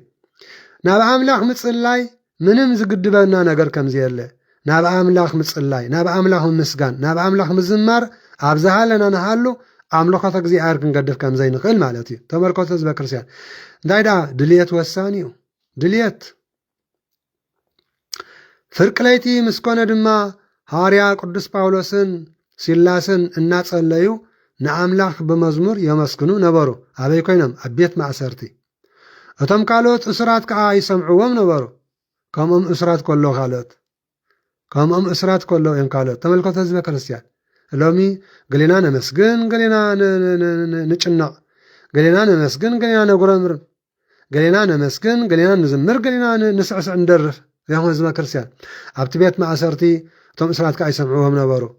ብሃንደበት ድማ መሰረትታ ቤት ማእሰርቲ ክሳብ ዝናወፅ ብርቱዕ ምንድቕዳቕ ምድሪ ኮነ ብኡቡ ከዓ ኩልቲ መዓፁ ተኸፍተ ናይ ኩላቶም መቕሑ እውን ተፈትሐ ናብ ኣምላኽ ዝጸለየ ኩሉ ፍትሓሉ ናብ እግዚኣብሔር ኣምላኽ ዘመስገነ ኩሉ ፍትሓሉ ናብ እግዚኣብሔር ኣምላኽ ዝተባሃለለ ትውልዲ ኩሉ ፍትሓሉ ህዝበ ነነዌ ናብ ኣምላኽ ምጸለዩ ኩሉ ተፈትሒሎም ህዝበ ክርስቲያን ንሂዳ ናብ እግዚኣብሔር ኣምላኽ ዝተባሃለለ ትውልዲ ናብ እግዚኣብሔር ኣምላኽ ዝጸልይ ሕብረተሰብ ኩሉ ዝፍትሓሉ እንታይ ኮይኑ እዩ ኩናትን ወረ ኩናትን ኮይኑ ተሪፉ ዘሎ ከባቢና እንታይ ኮይኑ እዩ ስደትን ወረ ስደትን ኮይኑ ተሪፉ ዘሎ ሕብረተሰብና ናብ ኣምላኽ ኣይተመርከኽናን ፍተው ጽልኡ ናብ እግዚኣብሔር ኣምላኽ ኣይተንበርከኽናን እዋኒ ከምቲ ኣምላኽ ዝቕበሎ ዓይነት ጸሎት እግዚኣብሔር ኣምላኽ ዝቕበሎ ስግደት እግዚኣብሔር ኣምላኽ ዝቕበሎ ጾም እግዚኣብሔር ኣምላኽ ዝቕበሎ ምጽዋት እግዚኣብሔር ኣምላኽ ዝቕበሎ ኣምልኾ ንመርሕ የለናን ማለት እዩ ተመርከት ዝብክስ እምበር ኢድ ኣምላኽ ዳብ ቀረባ እንድዩ ኢድ ኣምላኽ ቀረባያ ህዝበ ክርስቲያን ብኡቡ ከዓ ኩልቲ መዓፁ ተኸፍተ ናይ ኩላቶም መቃውሕ እውን ተፈትሐ እቲ ሓላዊ ቤት ማእሰርቲ ምስ ተበራበረ ከዓ መዓፁታ ቤት ማእሰርቲ ተኸፊቱ ረአየ ኣበይ ኮንካ ሰምዕ ኣለኻ ዝቓል ኣምላኽ እዚ ኣብ ገዛ ናይ ጸላእሰናት ሕማም ኣለካ ድዩ ረሓቕ በሎ ኣበይ ኮንካ ሰምዕ ኣለኽ ዝቅዱስ ቃል ኣምላኽ እዚ ኣብ ገዛ ናይ ጸላእሰናት ዕንቅፋት ሕማም ኣለክ ድዩ ረሓቕ በልዮ ኣበይኹም ዘለኹም ኣብ ሕክምና ኣበይኹም ዘለኹም ኣብ ገዛ መዓልታዊ ብመድሃኒት ትንቀሳቐሱ ብመድሃኒት ትንቀሳቐሳ ነዚ ቃል ኣምላኽ እዚ ሕጂ ሰምዕ ኣለኺ ሰማዕ ኣለኻ ናይ ስጋን ናይ ነፍስን ሕማም ኣርሓኸለይ ናይ ስጋን ናይ ነፍስን ዕንቅፋት ሕማም እለየለይ በሎ ንእግዚኣብሔር ኣምላኽ እለየለይ በልዮ እመኒ ኣንታ እመኑ እንዶ እመና ብእግዚኣብሔር የዒንቲ ዕውራን ከም ዝኸፍት እግዚኣብሔር እመን ዝጸመመ እዛን ከም ዘርሑ እግዚኣብሔር እመን ኣብ ራኸይ ፍትሓኒ በልዮ ፍትሓኒ ብራኸይ በሎ ኣብ ሕቆኹን ቃንዛ ኣለኩም ድዩ ኣብ ሕቆኽን ቃንዛ ኣለክን ድዩ ኣብ ከብድኽን ኣብ ጎረራኽን መንከብኩም መርዘን ኣለኩም ድዩ ዝተፈላለዩ ነገር ናይ ስጋ ናይ ነፍስን ፍትሓኒ ግን ቅንዕና እንዳዓየና እወኒ ብሓጢኣትና ምፂናያ ካይንህሉ ብሓጢኣትና ፀውዒናያ ካይንህሉ እወኒ ስለዚ ናይ ኩላቶም መቕሑ እውን ተፈትሐ እቲ ሓላዊ ቤት ማእሰርቲ ምስ ተባረበረ ከዓ መዓፁታ ቤት ማእሰርቲ ተኸፊቱ ረአየ እቶም እስራት ዝመልቑ መሲልዎ ድማ ሰይፉ መሊሑ ባዕሉ ንባዕሉ ክቐትል ደለየ ሃርያ ቅዱስ ጳውሎስ ግና ዓው ኢሉ ከምዚ በሎ ርእስኻ ኣይትጉዳእ ኩላትና ኣብዝለና በሎ ንሱ ድማ መብራህቲ ኣምፅኡ ለይ ኢሉ እናጎየየ ኣተወ ራዕራዕ እናበለውን ኣብ ቅድሚ ሃዋርያ ቅዱስ ጳውሎስን ሲላስን ተደፍዐ ንያኽብሮት ስግደት ሰገደሎም ንያኽብሮት ስግደት ሰጊድሎም ማለት እዩ ናብ ግዳም ኣውፅኡ ድማ ጎይተተይ ኢልዎም ጎይተተይ ምእንቲ ክድሕንሲ እንታይ ክገብር ይግብኣኒ በሎም ተመልኮት ተኣምርኒ ተፈጺሙ መዓሰይ መዝሙር ምዘመሩ ተኣምርኒ ተፈጺሙ መዓሰይ ምስጋና መሰመስገኑ ተኣምርኒ ተፈጺሙ መዓሰይ ጸሎት ምጸለዩ ጎይተተይ ምእንቲ ክድሕንሲ እንታይ ክገብር ይግብኣኒ በሎም ንሳቶም ከዓ ብጎይታናን ኣምላኽናን መድሓኒናን ኢየሱስ ክርስቶስ እመን ብስላሴ ብናይ ጎይቶት ጎይታ ናይ ነገስታት ንጉስ ናይ ኣማልክቲ ኣምላኽ ጎይታ ሰማይን ምድርን ብኡ እመን ንስኻን ስድራኻን ድማ ክድሕኑ ኢኹም በልዎ ብድሕሪ እዚ ንዕኡን ንኹሎምቶም ምስኡ ኣብ ቤቱ ዝነበሩን ከዓ ቃለ እግዚኣብሔር ነገርዎም ናብ ገዛኹም መፂና እንታይ ድና ነግረኩም ናብ ገዛኽን መፂና እንታይ ድና ነግረክን ዲያቆን ዘኣማንኤል ድሕሪ ምሳኻትኩም ውዒሉሲ ብድሕሪኡ ንገዝኡ ምስ ተመልሰ ሰብ ክመጻኩም ከሎ እንታይ ኢልኩም ተዕልሉ እንታይ ኢልክን ኢኹም ተዕልላ ናብ ገዛኹም መፂናኩም እንታይ ድና ነጊርናኩም ንኸይድ እንታይ ድና ነጊርናክን ንኸይድ ቃለ እግዚኣብሔር ነገርዎም ንዕኡን ንኹሎም እቶም ምስኡ ኣብ ቤቱ ዝነበሩን ከዓ ቃለ እግዚኣብሔር ነገርዎም ሽዑበታ ለይትቲኣ ወሲዱ ኣቑሳሎም ሓፀቦም ናይ ቅዱሳን ኣቁሳል ክትሓጽብ ክንደይ ትዕድልቲ እዩ ናይ ቅዱሳን ኣጋር ክትሓጽብ ክንደይ ትዕድልቲ እዩ እግዚአብሔር አምላክ ዝሓደሮም ቅዱሳን ሰውነቶም ክትንከፍ ክንደይ ትዕድልቲ እዩ ኣካላቶም ክስዕም ክንደይ ትዕድልቲ እዩ ተመልከቶ ህዝበ ክርስቲያን ሽዕበታ ለይቲኣ ወሲዱ ኣቁሳሎም ሓጸቦም ምስ ኩሎም ስድራ ቤቱ ከዓ ተጠምቀ ናብ ገዝኡ ኣደይቡ ድማ መዓዲ ቀረበሎም ቅዱሳን ተቐቢሉ ብእግዚአብሔር አምላክ ስለ ዝኣመነውን ምስ ኩሎም ስድራ ቤቱ ተሓጎሰ እንታይ ስለ ዝገበረ ህዝበ ክርስቲያን ብእግዚአብሔር አምላክ ስለ ዝኣመነ ብእግዚአብሔር አምላክ ስለ ዝኣመነውን ምስ ኩሎም ስድራ ቤቱ ተሓጎሰ ሓጎስ ምስ አምላክ ምንባር እዩ ካልእ የብሉን ዓለም ሓላፊት ፍትወት ሓላፊ ኣብ ዓለም ዘሎ ኩል ነገር ሓላፊ እዩ ተመልከቶ ህዝበ ክርስቲያን እወኒ ብእግዚአብሔር አምላክ ስለ ዝኣመነ ድማ ምስ ኩሎም ስድራ ቤቱ ተሓጎሰ ምድሪ ምስ ወግሐ እቶም ሮማውያን ሰበስልጣን ነቶም ሰባት ፈቲሕካ ስደዶም እናበሉ ገላው ለኣኸሉ እቲ ሓላዊ ቤት ማእሰርቲ ድማ እቶም ሰበስልጣን ፍትሕዎም ኢሎም ልኢኹም ኣለዉ እሞ ሕጂ እምበኣር ወፂኡኩም ብሰላም ክዲሉ ንሐዋርያ ቅዱስ ጳውሎስ ነገሮ ሐዋርያ ቅዱስ ጳውሎስ ግና ከም ዝበለ ንሕና ሮማውያን ከለና ብዘይ ፍርዲ ብግዲ ብዘይ ፍርዲ ብግህዶ ገሪፎም ኣብ ቤት ማእሰርቲ ኣእትዮምናስ ሕጂ ብሕቡእዶ ክሰዱና ኣፋልን ብሕቡእዶ ክሰዱና ኣይፋሉን ባዕላቶም ዳኣ መጺኦም የውፅኡና እምበር እዚ ስኮቶ ኣይከውኒ በሎም እቶም ገላው ከዓ ነቶም ሰበስልጣን ነዚ ነገር እዚ ነገርዎም ንሳቶም ድማ ሮማውያን ምዃኑ ምስ ሰምዑ ፈርሁ መጺኦም ከዓ የቕረበሉልና ኢሎም ኣውፅእዎም ካብታ ከተማ ከልግስውን ለመንዎም ሽዑ ካብ ቤት ማእሰርቲ ወፂኦም ናብ ቤት ሊድያ ኣተዉ ነቶም ኣሕዋት ምስ ረኸቦም ከዓ መዓድዎም ካብኡውን ሓለፉ ብለና መዓድዎም ካብኡውን ሓለፉ ተመልከቶ ህዝበ ክርስቲያን ስለዚ ዝመዓደናን ዝገሰጸናን ልዑለ ባህሪ እግዚአብሔር አምላኽና ክብርን ምስጋናን ኣምልኾን ውዳስየን ስብሃትን ስግደትን ንዕኡ ንእግዚአብሔር አምላኽና ይብፅሓየሎምን ኩሉ ግዜን ንዘለዓለም ዓለም ኣሜን ክቡራን ህዝበ ክርስቲያን እምነት ካብ ምስማዕ እዩ ምስማዕ ድማ ካብ ቃል እግዚአብሔር አምላኽ እዩ ሰሚዕና ጥራይ ስቕ በሃልቲ ደይኮነስ ሰሚዕና ኣብ ህይወትና ለውጢ መምጻእቲ ክንከውን ይግባአና እግዚአብሔር አምላኽ ሎምዲ ኣብ ህይወትና ዝዓይ እወ እግዚአብሔር አምላኽ ትማለ ኣብ ህይወትና ዓይዶ እወ እግዚአብሔር አምላኽ ጽብሓ ኣብ ህይወትና ይዓይዲ እወ ንዘለዓለም ዓለም እምበሪ ንዘንቲ ዕለት እምበሪ ንዕኡ ክብርን ምስጋናን ኣምልኾን ውዳስየን ስብሃትን ስግደትን ምስጋና ይብፅሓየሎም ኩሉ ግዜን ንዘለዓለም ዓለም ኣሜን ዝመዓደናን ዝገሰጸናን ልዑለ ባህሪ እግዚአብሔር አምላኽና ክብሪ ምስጋና ይኹኖ ኩሉ ግዜ ቃል አምላኽ ንኽንሰምዕ ንተኣከብ ብምንታይ ብፍቕሪ ኩሉ ግዜ ቃል እግዚአብሔር ክንሰምዕ ንተኣከብ ብምንታይ ብትሕትና ኩሉ ግዜ ቃል እግዚአብሔር አምላክ ክንሰምዕ ንተኣከብ ብምንታይ ብትግሃት ብንቕሓት ህዝበ ክርስቲያን እሞ እግዚአብሔር ምስጋና ይኹኖ ኣሜን ወስብሃት ለእግዚአብሔር ወለወላዲቱ ድንግል ወለመስቀሉ ክቡር ተኣኩቶ ሰባህ ስሙ ለእግዚአብሔር አምላክነ ወትረ በኩሉ ጊዜ ወበኩሉ ሰዓት አሜን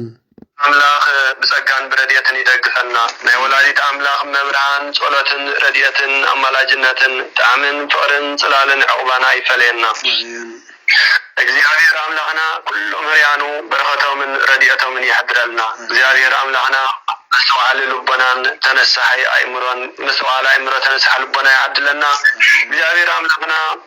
إذا لهم مشهد كم تقدمنا زبلنا أيو أنا نسخو من بسناي أنا نسخو من بمغبي أنا نسخو من برديات أنا نسخو من بسأقات خليلنا أنا مسخلنا عبد ساعات زي إندي حمام نسأي وبناتنا ألو قوس مدانيتي لا أقلو عبد ساعات زي مكراب زي حوام أبجن كنا أم مكران زلو بزحات وبناتنا ألو جاير أملكنا قفري ملس اللهم عبد ساعات زي أوعي قراتنا تفرا قلي حيلي تأمتلنا جاير أملكنا نغو نتزلو شجرن مكران ززحل نايم حرت الذين يزنبلنا أبزوان زي بتميات ساقي زلوا وجناتنا أبزوان زي بأركان قريرم زلوا وجناتنا أبزوان زي مثل سينم زلوا وجناتنا جابير بعين حرتي أمتنا جابير أملخنا نعلم ملو أشجير زل حمام نعلم ملو شجرنا زلوا شجرن مكران ونجابير أنت تلنا جابير أملخنا زواسو سلام كسفرن يوردلنا دحمم يفوسلنا زمتو جنة منجس سميات ينبرلنا زاهر أملحنا كل دلتاتنا يسمرلنا نفس قبرو تقلع إيمانوت نفس قبرو تقلع إيمانوت نفس قبرو تقلع إيمانوت عبد السلاسي ولد تنساء مسرة جبريل برهان مسكال ولد تجرس ولد اندرياس ولد مريم حيل جبريل بركة أبز أمانيل ولد ناتنائل تسفى جرجس ولد مسكالا تجاز أب كفل مريم ولد أملاك يمان برهان قبرك زيابير ولد يوانس ولد سلاسي إلسابيت مع زايوت فتسم برهان تقلع إيمانوت أمة مريم ولد إسرام ولد السي تجاز أب مداني أجزي قبر يسوس حرق ويني ولا تيوت قبر عاب كلهم كرسساويان እግዚአብሔር አምላክና ስሙን ጸዋና ያምን ዘይጸዋና ያምን በሐዋሪ መሐረልና ገነት መንግስተ ሰማያት አሮፋ አብርሃም ይስሐቅ ያዕቆብ ይንብረልና ህማነ ስጋን ህማነ ነፍስን ይፈውሰልና ተወራን ተወደሰን ለይቲ ግበረልና ወላይት አምላክ መብርሃን ካስደታ በረከት ተሐድረልና አኩልን ፈረማ አርሰውረና አቡነ ዘበሰማያት ንበል ቀደስ ስምከ ትምጻእ መንግስትከ ወይኩን ፈቃድከ በከመ በሰማይ ከማሁ በምድር ሲሳየነ ዘለለዕለትነ ሀበነ ወኅድግ ለነ አበሳነ ወጌጋየነ ከመ ንሕነኒ ንኅድግ ለዘአበሰ لنا إتابعنا نجزيه سمن سلطان الله ديننا وبالهنا كل كويس مزيا كيت من قص هاي وسبحان العالم عالم سلامك الدوس جبريل الملاك وبزدي مريم سلام لجي دنجل هليناجي ودنجل بسجاتي بقدي أهير سوا سلام لجي بربطة أنتي ما نسوا بربطة كرسيجي تفسي بسد ومريم لتتجا زيادير مثل إسأل وتلي نرتبنتيانا أفكر ولجي يسوع كريستوس كما يسرى لنا هتاوينا يفتح ويسرى ينصح ويدق زينه وأملاكنا ومدحانينا إيسوس كريستوس ولد لورو كسات إبراهيم سلطان بزوابهم لأبوين هواريات أنتم وأبويا كائنات وأبويا دياقونات إيد وعينس عير وحسانات إبرات وقالماتا كونوا فتحانا ونصحانا وتطوفي إبراهيم بافو لمنفس قدوس እግዚአብሔር ይረሲየኒ ይረሲክሙ ድልዋነ ለመንግስተ ሰማያት እግዚአብሔር ይጣማ ይስራዲያት እግዚኦ መሐረነ ክርስቶስ ንበል 10 ወክልተ ጊዜ እግዚኦ መሐረነ ክርስቶስ እግዚኦ መሐረነ ክርስቶስ እግዚኦ መሐረነ ክርስቶስ እግዚኦ መሐረነ ክርስቶስ እግዚኦ መሐረነ ክርስቶስ እግዚኦ መሐረነ ክርስቶስ እግዚኦ መሐረነ ክርስቶስ እግዚኦ መሐረነ ክርስቶስ እግዚኦ መሐረነ ክርስቶስ እግዚኦ መሐረነ ክርስቶስ እግዚኦ መሐረነ ክርስቶስ እግዚኦ መሐረነ ክርስቶስ زعلفي محرنا زمتي حلونا المنجس أملاك دلوقتي ورنا كودما بنت جزتنا مريم محرنا كريستوس نبل 10 وكل تجزية بنت جزتنا مريم محرنا كريستوس بنت جزتنا مريم محرنا كريستوس بنت جزتنا مريم محرنا كريستوس بنت جزتنا مريم محرنا كريستوس بنت جزتنا مريم محرنا كريستوس بنت جزتنا مريم محرنا كريستوس بنت جزتنا مريم محرنا كريستوس بنت جزتنا مريم محرنا كريستوس بنت جزتنا مريم محرنا كريستوس بنت جزتنا مريم محرنا كريستوس بنت جزتنا مريم محرنا كريستوس بنت جزتنا مريم محرنا كريستوس بنت جزتنا مريم محرنا كريستوس እግዚኦ አምላኬ ወመድኃኔ ኢየሱስ ክርስቶስ ስራይ ኃጢአቴ ወኃጢአተ ኩሉ ሕዝብከ ኩኑ ፍቱሐነ ወንጹሐነ ወተወፈዩ ብርሃነ በአፉ ለመንፈስ ቅዱስ እግዚአብሔር ይፍታማ ይስራጢያት ይፍቴ በረከተ ቅዱስ ጴጥሮስ ጳውሎስ ይድር በላዕሌከ እግዚአብሔር ልዑል ይባርክ እግዚአብሔር ልዑል ይቀድስ እግዚአብሔር ይባርኩም ገጹ ይብራልኩም ኃጢአትኩም ይደገልኩም እግዚአብሔር ይፍታማ ይስራጢያት አሜን ተመስገን ፈጣሪ ሁሉ ዓለም ሰላም አለ አይሉ ሰላም ዘፈጸመና ክብር ምስጋና ይብጽሐ ፈጣሪ ሁሉ ዓለም آمين آمين كبر يا أبو سلام يعرفبنا تمسكن فتاري آمين بلو برخ ليتي قبر لنا እግዚአብሔር አምላክ دائر بس كلنا يكون آمين آمين سلام أبو سلام الرأي كبران حزب كريستيان سلام أملاك مسكلاتنا حزب كريستيان يكون الله عز جمرنا أجمير دفتمنا الأولى بارزي على أملاكنا يبصحي كبر مسكنا بزز اللهم